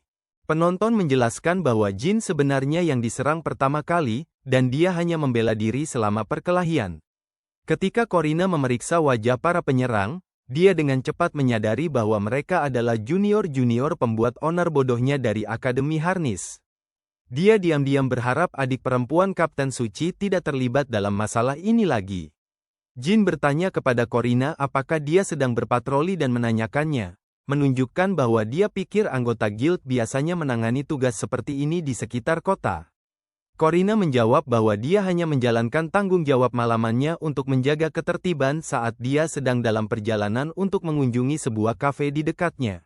Setelah melihat sendiri Jin mengalahkan beberapa siswa kuat dari akademi dengan mudah, Corina mulai merasa bahwa kecurigaan kaptennya sebelumnya tentang manusia yang dianggap lemah ini mungkin benar. Dia kemudian mencoba permisi dan meminta Jin untuk menghindari masalah lagi, tetapi Jin tidak membiarkannya pergi begitu saja, dan malah menggunakan kesempatan itu untuk memintanya mengantarnya agar dia bisa bertemu Kapten Argus. Begitu manusia kuno itu akhirnya mendapat kesempatan bertemu dengan Kapten Argus dari Divisi ke-7, dia langsung ke intinya dan meminta pria itu untuk mempekerjakan mereka, mengingatkan Argus bahwa dialah yang sebelumnya menawarkan bantuannya. Ketika Argus bertanya tentang anak-anak yang ikut bersamanya, Jin menjelaskan bahwa dia akhirnya berhadapan dengan para bandit yang dicari Argus dan berhasil mengamankan mereka sebelum menyerahkan mereka ke serikat. Argus menjadi cemas karena dia sulit percaya bahwa seseorang yang terlihat seperti spesies rendah bisa menyelesaikan semua itu secepat itu. Jin kemudian melanjutkan menjelaskan bahwa dia membawa Nino dan kakak perempuannya, Poire, karena mereka tidak punya siapa-siapa lagi untuk diandalkan dan orang-orang akan memperlakukan mereka dengan buruk karena dianggap sebagai spesies rendah. Karena itu, Jin bertanya kepada kapten apakah dia bisa mengatur semacam pekerjaan untuk mereka. Kapten Argus mengingatkan manusia purba itu bahwa dia tidak punya kewajiban terhadap mereka. Tetapi Jin berpendapat bahwa dia bersedia bertanggung jawab atas anak-anak itu karena dialah yang menyelamatkan mereka. Argus merasa alasan ini menarik sementara anak-anak menatap penyelamat mereka dengan ekspresi penuh harapan. Kapten kemudian dengan cepat mendapatkan sebuah ide dan memutuskan untuk menggunakan anak-anak itu sebagai alat tawar-menawar. Dia dengan tenang memberitahu Jin bahwa dia akan mengizinkan anak-anak itu tinggal di tempatnya dan bekerja di sana hanya jika Jin setuju untuk bekerja sebagai guru di akademi. Jin menerima persyaratan itu tanpa banyak berpikir dan tak lama kemudian anak-anak itu diganti pakaiannya menjadi seragam pelayan. Poire berterima kasih kepada kapten dengan tulus sementara kapten menginstruksikan pelayan-pelayan lainnya untuk mendidik mereka dengan baik dan memastikan tidak ada diskriminasi. Saat Jin berjalan pergi bersama Argus, dia bertanya kepada kapten imbalan apa yang terlibat jika dia bekerja sebagai instruktur. Argus menjelaskan bahwa meskipun dia tidak tahu pasti dari mana asal Jin, intuisinya mengatakan bahwa Jin adalah orang yang bisa dipercaya. Kapten kemudian langsung ke intinya dan memberitahu Jin bahwa dia ingin dia menyusup ke Akademi Harnis. Jin menjadi serius dan meminta penjelasan yang lebih rinci, dan Argus mulai menggambarkan perebutan kekuasaan yang terjadi di dalam ibu kota. Menurutnya, beberapa faksi terlibat dalam persaingan tersembunyi untuk menguasai tahta karena raja sedang sakit parah dan mungkin meninggal dunia kapan saja. Dia lebih lanjut menjelaskan bahwa selain konflik perebutan tahta yang biasa terjadi, ada juga individu yang tidak memiliki hak yang sah atas tahta tetapi tetap ingin merebut kekuasaan. Rupanya orang-orang ini sangat berbahaya dan bahkan menggunakan para perusak, yang orang-orang di era ini sebut sebagai penjajah, sebagai alat untuk memajukan rencana mereka. Jin mengingat Lord Sapion dan mulai menyadari bahwa mungkin ada tokoh yang lebih merepotkan darinya. Kapten mengatakan bahwa dia ingin mengungkap orang-orang ini dan menemukan markas tersembunyi mereka, dan tempat yang paling dia curigai saat ini adalah Akademi Harnis. Argus kemudian mengetuk pintu dan memperkenalkan Jin kepada adik perempuannya, Miria Ulten. Dia menjelaskan bahwa dia bersekolah di akademi dan akan membimbingnya ke sana. Miria segera menunjukkan lidah tajamnya dengan menyebut Jin spesies rendah seperti yang dilakukan Karina sebelumnya. Kapten dengan cepat mencoba menghentikannya dan mengingatkannya bahwa berbicara seperti itu tidak sopan. Namun, dia terus bersikeras bahwa dia tidak setuju memberikan tugas penting seperti itu kepada seseorang yang dia anggap spesies rendah. Jin menunjukkan sikap kasarnya, yang membuat Kapten malu, dan dia meminta maaf atas perilakunya. Karina mendekat ke Jin dan berbisik pelan bahwa Miria sebenarnya sangat mampu, tetapi dia sangat tidak menyukai spesies rendah. Miria terus melontarkan hinaan pada Jin dan menyatakan bahwa dia tidak melihat Jin sebagai seseorang yang memenuhi syarat untuk menjadi instruktur. Hakama kemudian memperburuk situasi dengan santai mengungkapkan bahwa Wali Jin bahkan tidak bisa membaca. Namun, Hakama dengan cepat melanjutkan dengan memuji betapa kuat dan mampunya Jin. Kata-katanya tiba-tiba membuat Karina menyadari bahwa Miria adalah orang yang sebelumnya meminta siswa akademi untuk menyerang Argus. Kapten berulang kali meminta maaf lagi dan berjanji bahwa dia akan mendisiplinkan adiknya dengan benar. Jin mengalihkan pembicaraan dan bertanya kepada Argus apa sebenarnya yang diharapkan untuk diajarkan di akademi. Argus menjawab bahwa dari pengamatannya, Jin terlihat cukup terampil dalam seni spiritual, itulah sebabnya dia percaya Jin akan menjadi orang yang tepat untuk mengajarkan dasar-dasar fundamental. Dia kemudian menyebutkan 4 seni spiritual dasar yaitu penyulutan, pengaliran, pembekuan, dan penyembuhan, dan menjelaskan bahwa mampu menggunakan bahkan 2 di antaranya sudah dianggap cukup. Mendengar bahwa dasar-dasarnya di sini hanya terdiri dari 4 seni spiritual, Jin menyadari bahwa pemimpin bandit dari sebelumnya sebenarnya cukup mahir. Kemampuan yang dia gunakan sudah bisa dianggap sebagai seni spiritual khusus di tempat ini. Jin tersenyum pelan saat ia memutuskan bahwa ia mungkin akan mengubah cara orang-orang di era ini memahami kekuatan khusus tersebut. Cerita kemudian beralih ke seminggu kemudian ketika akhirnya tiba waktunya bagi Hakama untuk mengikuti ujian masuknya di akademi. Argus masuk bersama dengan Jin karena dia ingin Jin bertanggung jawab atas tugas instruktur tahun ini. Tampaknya setiap tahun satu divisi dari Ordo Ksatria harus mengisi posisi ini, dan kali ini giliran divisi ke-7. Sementara Jin dengan tenang berjalan di belakang mereka, pria gemuk bernama Rutman terus menatapnya sepanjang waktu. Mereka akhirnya tiba di kantor kepala sekolah dan Argus dengan hormat menyapanya. Kepala sekolah tersenyum melihat mantan muridnya berhasil di Ordo Ksatria. Kemudian, dia membahas tentang konflik faksi yang sedang berlangsung di dalam negeri dan tiba-tiba mulai mengkritik Jin, berdebat dengan Kapten bahwa dia seharusnya tidak menganggap remeh akademi sampai mengirim spesies yang kurang kompeten untuk menangani peran sepenting itu. Kapten dengan tegas bersikeras bahwa Jin lebih mampu daripada siapapun di divisinya. Ketika Lord Gita Sikurus melihat bahwa kepala sekolah tampaknya siap menerima Jin sebagai instruktur mereka, dia dengan cepat menolak gagasan itu. Dia sekarang mengambil alih peran menghina manusia purba yang malang itu, dan dengan keras berpendapat bahwa mereka tidak bisa membiarkan orang yang lebih rendah menduduki posisi tersebut. Kepala sekolah kemudian menoleh ke Lord Rutman dan meminta pendapatnya mengenai protes ini. Pria gemuk itu dengan santai setuju dengan kekhawatiran tersebut, tetapi kemudian menyampaikan argumen praktis tentang reaksi yang mungkin mereka hadapi dari para siswa dan instruktur lainnya. Kepala sekolah kemudian ikut serta dalam protes tersebut dan mengakui bahwa dia memiliki kekhawatiran yang sama.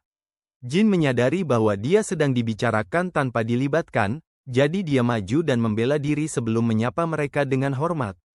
Dia dengan tenang memperkenalkan dirinya dengan sopan santun yang baik, menunjukkan bahwa dia bisa tetap tenang bahkan ketika diejek secara terang-terangan.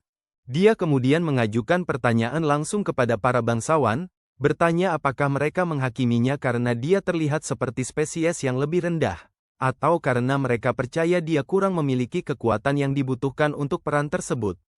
Kepala sekolah tersenyum dan menjawab bahwa satu-satunya hal yang menjadi perhatian mereka adalah apakah dia benar-benar memiliki kemampuan yang disyaratkan. Kemudian dia bertanya apakah dia bisa membuktikannya kepada mereka. Ketika Argus menyarankan agar kepala sekolah menguji dirinya sendiri, dia setuju, dan pertempuran simulasi singkat diatur di lapangan latihan seni roh Akademi Harnis. Si tikus kurus licik itulah yang maju untuk menghadapi Jin, tertawa sambil berkata bahwa setidaknya Jin tidak akan terlalu mempermalukan dirinya sendiri karena hanya ada beberapa siswa di sekitar hari ini. Kepala sekolah kemudian menjelaskan peraturan dan menegaskan bahwa mereka hanya boleh bertarung menggunakan seni roh, karena itulah yang diharapkan diajarkan oleh tutor baru mereka di akademi. Beberapa siswa berkumpul untuk menonton pertandingan, termasuk Miria yang berdiri di antara para penonton. Dia bersemangat karena ini adalah pertama kalinya dia akan melihat si kurus itu secara langsung bertarung. Jin sudah mengerti bagaimana akhirnya, namun dia menghela napas pelan dan membiarkan institut menyaksikan kekuatan dirinya. Argus, bagaimanapun, mulai merasa ragu. Ini adalah pertama kalinya dia benar-benar melihat orang yang dia rekomendasikan bertarung di depan orang lain. Dan dia khawatir Jin mungkin akan membuatnya malu di depan semua orang. Lord Geta di sisi lain terlihat sangat bersemangat dan tampaknya ingin mengakhiri pertandingan dengan cepat sambil menempatkan Jin pada posisinya. Dia dengan cepat menyatakan bahwa dia akan melakukan gerakan pembuka dan segera meluncurkan bola api besar yang dia yakini akan cukup untuk mengalahkan Jin dalam satu serangan. Jin dengan tenang menghindari serangan itu dengan mudah sementara tikus kurus itu masih tetap percaya diri bahwa dia akan memenangkan kontes ini dan membuktikan bahwa kapten salah tentang penilaiannya. Dia kemudian melanjutkan dengan serangan andalannya yang disebut tombak petir, sementara Jin terus menghindari setiap serangan dan perlahan membuatnya kesal. Meskipun tikus kurus itu percaya bahwa yang bisa Jin lakukan hanyalah terus melarikan diri, Jin sendiri menghela napas dan berpikir bahwa kekuatan semacam ini seharusnya tidak digunakan untuk melawan orang. Akan tetapi, karena tidak ada pilihan lain, Jin akhirnya memutuskan untuk menunjukkan kemampuannya dan dengan sengaja memperlihatkan teknik spiritual yang unik. Dia menggunakan serangan manipulasi gravitasi dan memaksa tikus kurus Tuan Geta ke tanah, menahannya di sana dan memperjelas bahwa dia tidak punya kesempatan sama sekali dan kesombongannya tidak berarti apa-apa pada akhirnya. Kepala sekolah dan Tuan Rodeman si pria gemuk sama-sama terkejut dengan apa yang mereka saksikan. Bahkan Argus dan saudarinya Miria berdiri di sana dengan mulut ternganga setelah melihat demonstrasi kekuatan yang begitu bersih, yang belum pernah mereka saksikan sebelumnya. Ketika mereka bertanya apa yang sebenarnya terjadi, Jin dengan tenang menjelaskan bahwa dia hanya memanipulasi gravitasi di sekitar Lord Geta. Ketika dia mendengar orang-orang mengatakan bahwa mereka belum pernah melihat hal seperti ini sebelumnya, Jin tersenyum pelan saat dia menyadari betapa banyak yang bisa dipelajari oleh para siswa serta instruktur akademi. Lord Geta menggertakkan giginya karena frustrasi saat dia terbaring rata di tanah, tampak sangat tidak berdaya. Karena merasa sedikit kasihan pada pria tua keriput itu, pahlawan kita akhirnya melepaskan tekanan gravitasi yang menahannya. Geta mengamuk, berteriak bahwa teknik spiritual seperti itu seharusnya tidak ada. Dia bersikeras yang lemah pasti menggunakan semacam trik curang. Anak kita diam saja berdiri di sana dan menerima makian itu dengan tenang sementara orang tua itu berteriak di wajahnya seperti orang kalap. Menyaksikan pertukaran itu, kepala sekolah dengan tenang membuat keputusannya. Para siswa di sekitarnya juga terkesan. Miria khususnya tidak mengerti bagaimana dia mengendalikan kekuatan suci sebanyak itu. Biasanya, orang yang lebih lemah hampir tidak memiliki apapun. Rasa ingin tahunya meningkat dan dia bertekad untuk mengungkap siapa Jin sebenarnya. Adegan beralih ke upacara penyambutan seminggu kemudian. Di sana, kepala sekolah mengumumkan bahwa Akademi Harnas didirikan untuk melatih prajurit yang mampu menyingkirkan ancaman penjajah. Siapapun yang terlalu lemah untuk mengimbangi tidak punya tempat di dalamnya. Akan tetapi, mereka yang berhasil praktis dijamin masa depan yang penuh status dan pengaruh. Mengamati dari atas, beberapa demi manusia yang berdiri dekat Miria terkejut melihat betapa banyak pendatang baru yang berkumpul. Cukup banyak dari mereka bahkan tidak berasal dari keluarga bangsawan.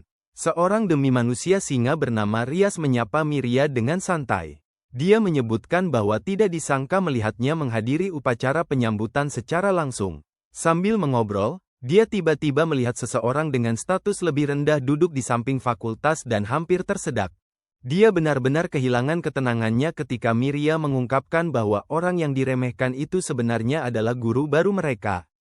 Dia meminta Rias untuk kesan pertamanya yang jujur berdasarkan penampilan saja. Ketika dia dengan terus terang menggambarkan pria itu sebagai orang biasa tanpa istri dan tanpa kehidupan, dia mengakui bahwa itu juga penilaian awalnya.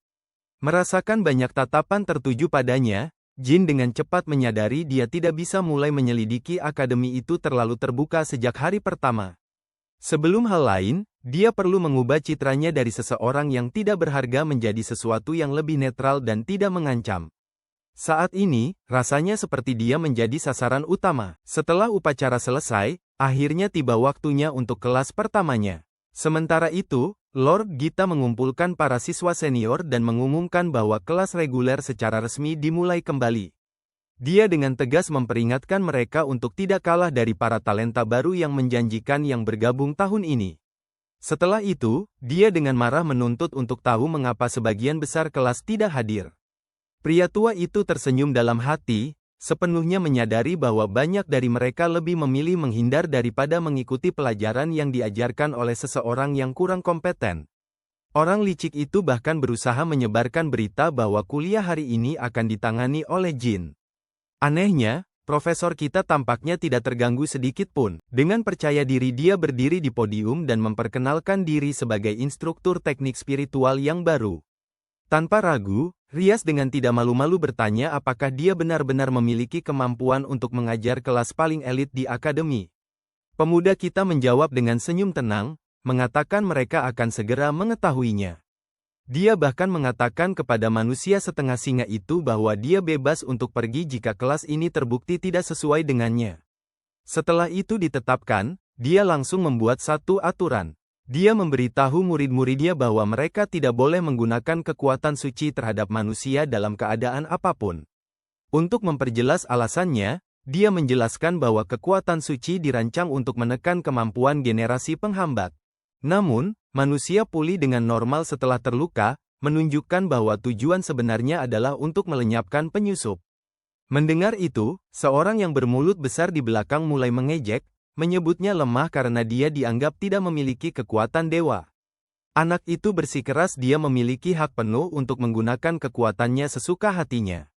Agak kesal, Profesor Jin mengundangnya untuk menguji apakah dia benar-benar selemah yang diklaim. Di tengah kelas, dia menyuruh siswa itu untuk memukulnya dengan jurus terkuatnya. Anak itu menyeringai angkuh, menyatakan dia tidak akan pernah masuk kelas lagi jika profesor bahkan hanya menggoresnya. Merebut kesempatan itu, dia menciptakan tombak petir yang menyambar-nyambar dengan energi. Bahkan Lord Gita tegang, khawatir kelas tidak akan bertahan dari serangan ceroboh seperti itu. Tanpa ragu, siswa itu meluncurkan tombak langsung ke arah Jin, menyebabkan awan debu besar di seluruh ruangan. Semua orang mengira yang lebih lemah hancur. Tapi kemudian, sebuah pedang melesat keluar dari kabut dan menancap ke dinding di belakangnya, hampir tidak mengenai wajahnya.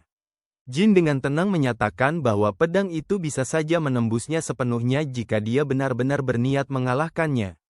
Dengan itu, dia menyampaikan pelajaran pertamanya di semester ini. Jangan pernah menilai seseorang hanya dari penampilan luar. Rias mengamati dalam diam, bertanya-tanya apakah teknik itu bahkan pantas disebut seni spiritual. Profesor Jin melanjutkan dengan lancar, menjelaskan bahwa mereka yang dianggap rendah dilabeli seperti itu karena dianggap lemah. Kemudian, sebagai seseorang yang jelas jauh lebih unggul dari mereka, dia bertanya apa yang menjadikannya demikian. Auranya melonjak hingga puncaknya saat dia menjawab pertanyaannya sendiri. Itulah, katanya, yang disebut guru. Selanjutnya, dia menyampaikan pelajaran kedua. Dia bertanya kepada anak yang sama apakah dia tahu kriteria yang dibutuhkan untuk mengaktifkan seni spiritual. Berlagak seolah itu pengetahuan umum, siswa itu menjawab bahwa semuanya bermuara pada imajinasi yang kuat. Jika kamu membayangkan sesuatu dengan cukup jelas, kekuatan gaib akan mewujudkannya. Profesor Jin setuju bahwa imajinasi itu penting, tetapi menambahkan bahwa ada satu elemen penting yang mereka semua lewatkan. Dia menjelaskan bahwa kekuatan gaib merespons panjang gelombang yang berbeda, dan itulah yang benar-benar memicu tindakan mereka.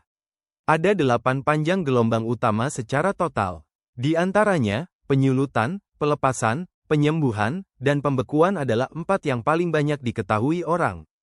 Namun, pengendalian gravitasi, pengendalian cahaya, pengendalian atmosfer, dan manipulasi ruang juga ada.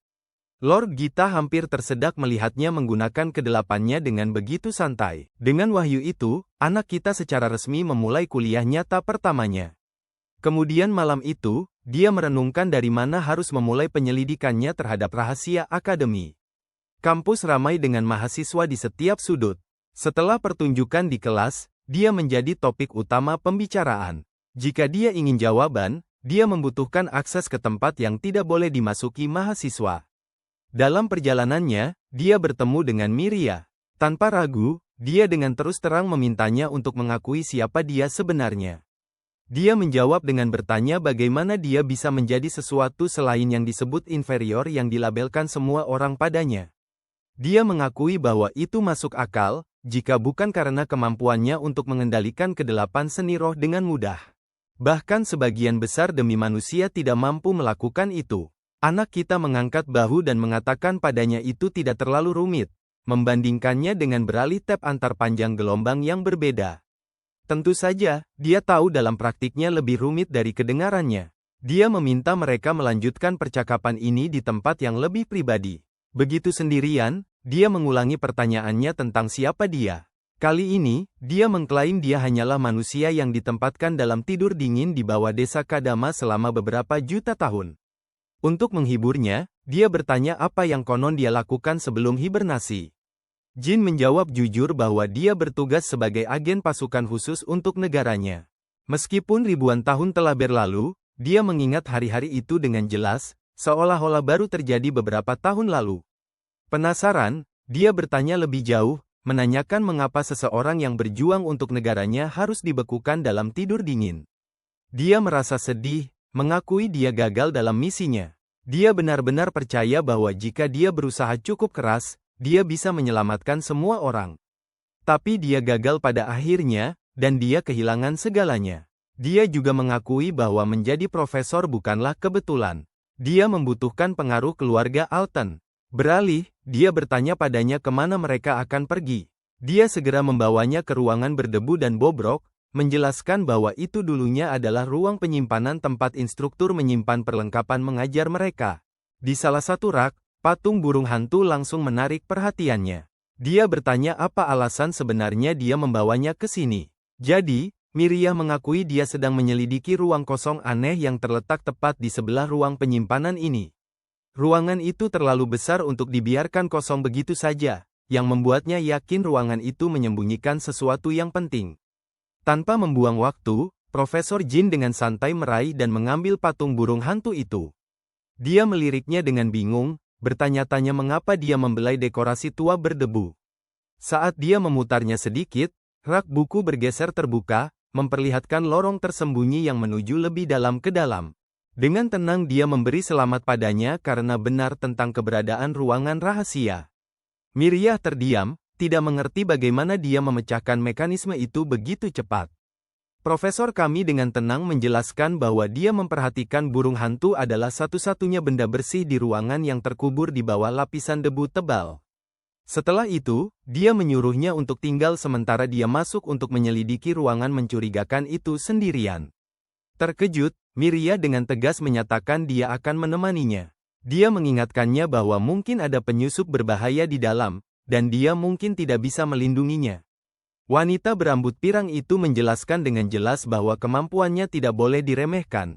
Dia dengan percaya diri menyatakan bahwa dia jauh lebih unggul dari semua orang di kelasnya, dengan hanya kakaknya yang mungkin melampaui kemampuannya. Mendengar itu, dia memutuskan untuk menguji ucapannya. Mereka berdua dengan hati-hati menuruni tangga reyot itu, yang membentang jauh lebih dalam dari yang mereka duga. Miria diam-diam menghargai betapa mudahnya memerintah cahaya dalam kegelapan total.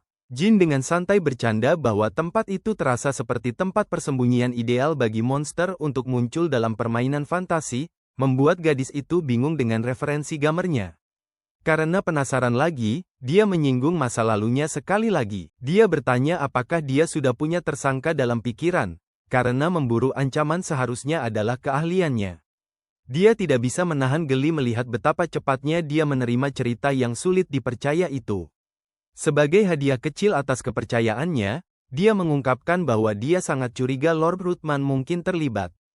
Dia langsung bertanya mengapa dia begitu yakin. Profesor Jin menjelaskan bahwa meskipun pria itu tampak karismatik selama kuliah, ada sesuatu yang sangat mengganggu tentang dirinya ketika dia sendirian. Pada saat-saat tenang itu, orang yang licik itu memberikan kesan seseorang yang pasti merencanakan sesuatu yang tidak jujur. Dia menjelaskan bahwa perilaku semacam ini umum di antara orang-orang yang benar-benar berbeda dari persona yang mereka tunjukkan kepada dunia. Selain itu, dia merasa cukup jelas bahwa pria itu terlalu jeli untuk ukuran seorang guru. Miriah mengakui bahwa awalnya dia mencurigai Lord Geta, tetapi Jin menolak teorinya, menunjukkan bahwa seseorang yang tidak bisa mengendalikan emosinya tidak akan pernah bisa mengatur sesuatu yang benar-benar jahat. Yang mengejutkan, dia bahkan mengatakan bahwa orang tua keriput itu mungkin baik hati. Akhirnya, keduanya mencapai dasar tangga, yang terbuka ke aula besar yang dipenuhi debu. Mata Miriah membesar karena terkejut melihat labirin besar yang tersembunyi tepat di bawah tanah akademi. Tiba-tiba Jin berhenti berjalan karena dia sama terkejutnya. Bahkan dalam bayangan terliarnya, dia tidak menyangka akan menemukan laboratorium Kagura tersembunyi di tempat seperti ini. Ketika Jin melihat pintu-pintu yang dilindungi oleh nano mesin, yang orang-orang di era ini akan sebut sebagai makhluk halus, dia menjadi yakin bahwa ini pastilah laboratorium Kagura. Miriah menjadi gugup karena meskipun dia sudah mencari lama, dia tidak pernah berhasil menemukan pintu besar ini yang selama ini tersembunyi di bawah akademi. Jin menjelaskan kepadanya bahwa orang biasa akan membutuhkan kunci akses khusus untuk membuka pintu seperti itu. Dia ingat bagaimana Hakama mewarisi kunci itu di desa Kodama, dan dia yakin seseorang di tempat ini pasti mewarisi kunci serupa dengan cara yang sama. Akan tetapi, Jin sudah tahu bahwa dia sendiri secara otomatis memiliki akses penuh, jadi dia dengan tenang mengangkat tangannya ke depan. Sistem kunci itu langsung mengenalinya sebagai individu dengan tingkat otoritas tertinggi, dan dengan cepat membuka pintu untuknya. Saat gerbang besar itu perlahan terbuka, Jin bertanya-tanya apakah orang yang mencoba menggulingkan penguasa negara ini mungkin juga seseorang yang memiliki akses ke tempat ini. Sementara itu, Miriah masih berdiri di sana dengan terkejut. Tidak bisa mencerna bagaimana mungkin hal seperti ini ada tepat di bawah akademi mereka selama ini. Dia kemudian bertanya pada Jin apakah dia benar-benar tidak membutuhkan kunci, dan Jin dengan santai mengatakan bahwa manusia purba memang istimewa dalam hal itu. Miriah akhirnya mulai percaya bahwa perkataan Jin mungkin benar, dan diam-diam mengikutinya lebih dalam ke bawah tanah menuju lab tersembunyi itu. Di dalam, mereka menemukan beberapa koruptor dikurung di dalam sangkar logam besar, dan anehnya, semuanya tetap tenang tanpa menunjukkan tanda-tanda mengamuk. Jin teringat para koruptor yang dikurung oleh para bandit sebelumnya, dan ingat bagaimana mereka juga tetap sangat tenang sampai saat mereka akhirnya dibebaskan. Namun, hal yang paling mengganggunya adalah pertanyaan tentang bagaimana seseorang bisa mengangkut para perusak yang begitu besar sampai ke tempat seperti ini tanpa ketahuan. Miriah mengakui bahwa kecurigaan kakaknya tentang akademi ini mungkin benar.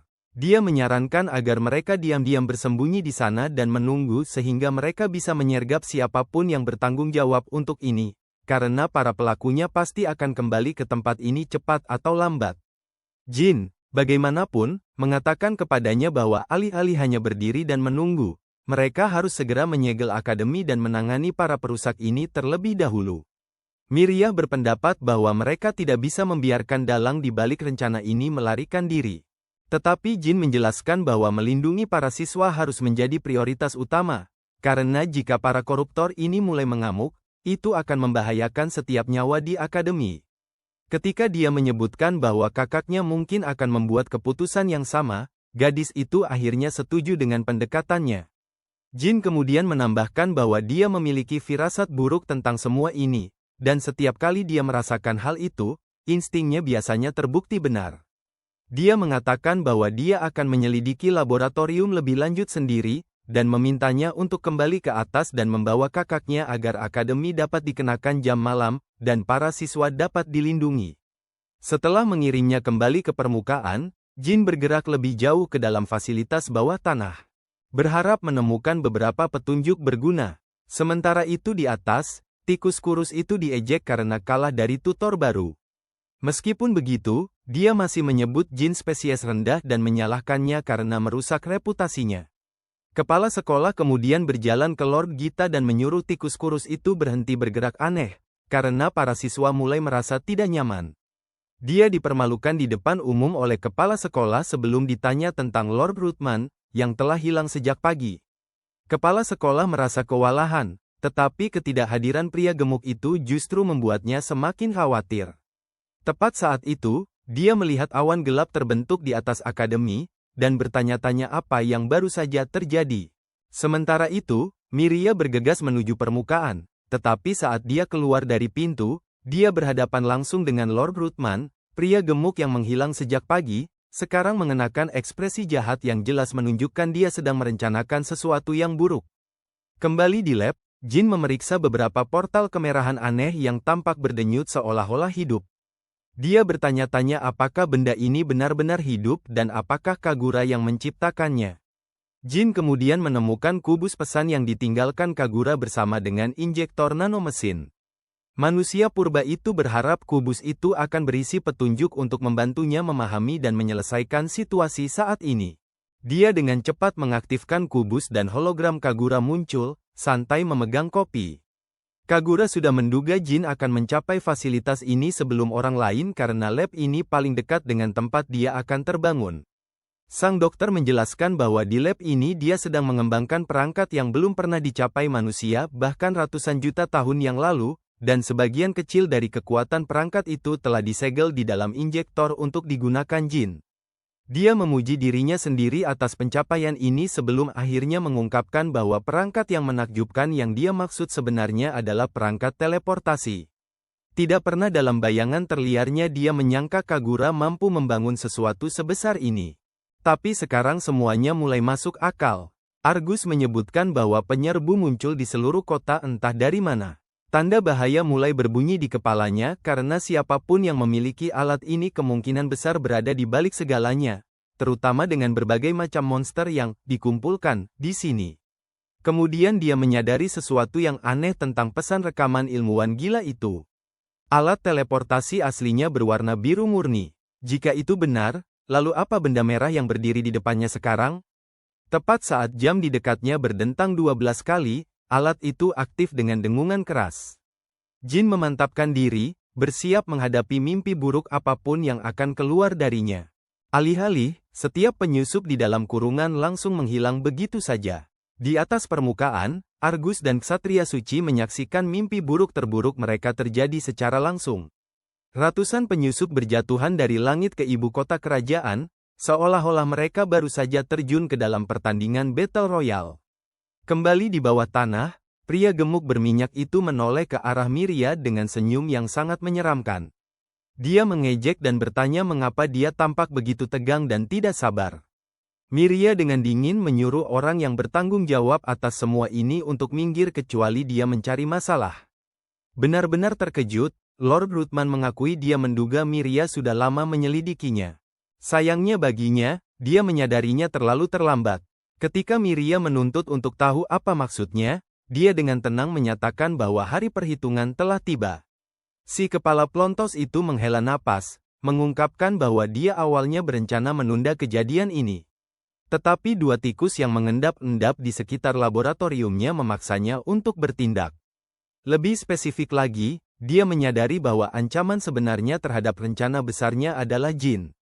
Setiap insting dalam dirinya memperingatkannya bahwa instruktur baru itu akan menjadi masalah besar yang tak terbayangkan. Sama seperti saudara laki-laki Miria. Tanpa perlu konfirmasi, dia sudah tahu Jinlah yang menemukan lorong tersembunyi itu. Setelah merasa cukup membuang waktu dengan berbicara, dia memutuskan yang terbaik adalah menyingkirkan semua saksi mata saat ini juga. Miria hampir tertawa mendengar dia percaya bisa mengalahkannya. Senyum iblis yang mengerikan merekah di wajah Ruthman saat dia membual tentang kekuatan tak terbayangkan yang telah dia kumpulkan. Tanpa dia sadari, seorang gadis diam-diam menyelinap di belakangnya dengan panci yang lebih besar dari kepalanya sendiri. Miria berkeringat gugup, bimbang antara takut untuk gadis itu dan ragu apakah rencana konyol ini akan berhasil. Tanpa ragu, Hakama mengayunkan sekuat tenaga yang bisa dikerahkannya dan menghantam kepala pria gemuk itu. Miria menatapnya dengan terkejut dan ingin tahu bagaimana dia bisa menemukan tempat ini. Hakama dengan tergesa-gesa menjelaskan bahwa dia datang mencari jin. Di luar sangat kacau, dan akan mustahil menyelamatkan semua orang tanpa pelindung mereka. Dalam perjalanan, dia bertemu dengan siswa baru lainnya, Kudo. Gadis itu menyebutkan bahwa profesor mereka masuk ke ruang penyimpanan belum lama ini. Siswa baru itu merasa sedikit bersalah karena telah melumpuhkan seorang guru, tetapi Hakama bersikeras bahwa orang mesum itu pantas mendapatkannya. Lagi pula, karena dia tidak pernah melihat wajah mereka dari belakang, mereka bisa dengan mudah menyalahkan putri pirang itu jika terjadi masalah. Pada saat itu, Jin akhirnya mencapai puncak tangga. Khawatir, dia bertanya apa yang terjadi, lalu melihat boneka babi lemas di lantai seperti pin bowling yang jatuh. Hakama dengan cepat menyadarkannya dan memberitahunya bahwa kota di luar telah menjadi sangat kacau. Dia sama sekali tidak terkejut, karena dia sudah tahu hanya ada satu tujuan yang mungkin bagi para penyerbu lab itu. Miria menjadi pucat saat menyadari hal itu, dan mereka bertiga bergegas keluar tanpa menunda-nunda lagi. Api berkobar di seluruh kota, dan hampir separuhnya hancur. Warga yang ketakutan berlarian ke segala arah saat kekacauan terjadi. Di antara semua makhluk penyerbu, satu monster yang tampak seperti Vilgax raksasa menonjol sebagai yang terkuat. Melihat rumah tercintanya hancur seperti ini membuat Miria benar-benar kehilangan kata-kata. Sementara itu, Jin merasakan beban kegagalan menekan dadanya lagi. Berpikir seharusnya dia menghancurkan alat itu ketika dia punya kesempatan. Hakama membawanya kembali ke kenyataan. Dia menunjuk monster tentakel raksasa yang sedang bersiap melakukan serangan dahsyat yang diarahkan langsung ke istana kerajaan. Bertekad untuk menebus kesalahannya, Jin menggunakan suntikan yang ditinggalkan Kagura untuknya. Setelah menggunakannya, dia mendapatkan versi lebih ringan dari teleportasi. Ilmuwan gila itu telah menjelaskan bahwa nano mesin hanya menyimpan cukup energi untuk mengaktifkannya sekali setiap 24 jam. Selain itu, jangkauannya konon terbatas pada jarak pendek dalam pandangan pengguna. Namun, batasan itu berlaku untuk pengguna biasa. Dan Jin sama sekali bukan orang biasa. Seseorang dengan kaliber seperti dia praktis bisa berteleportasi sejauh matanya mampu melihat. Tanpa ragu sedikit pun, dia menghilang dan muncul kembali tepat di jalur sinar laser besar itu sebelum mengenai istana kerajaan.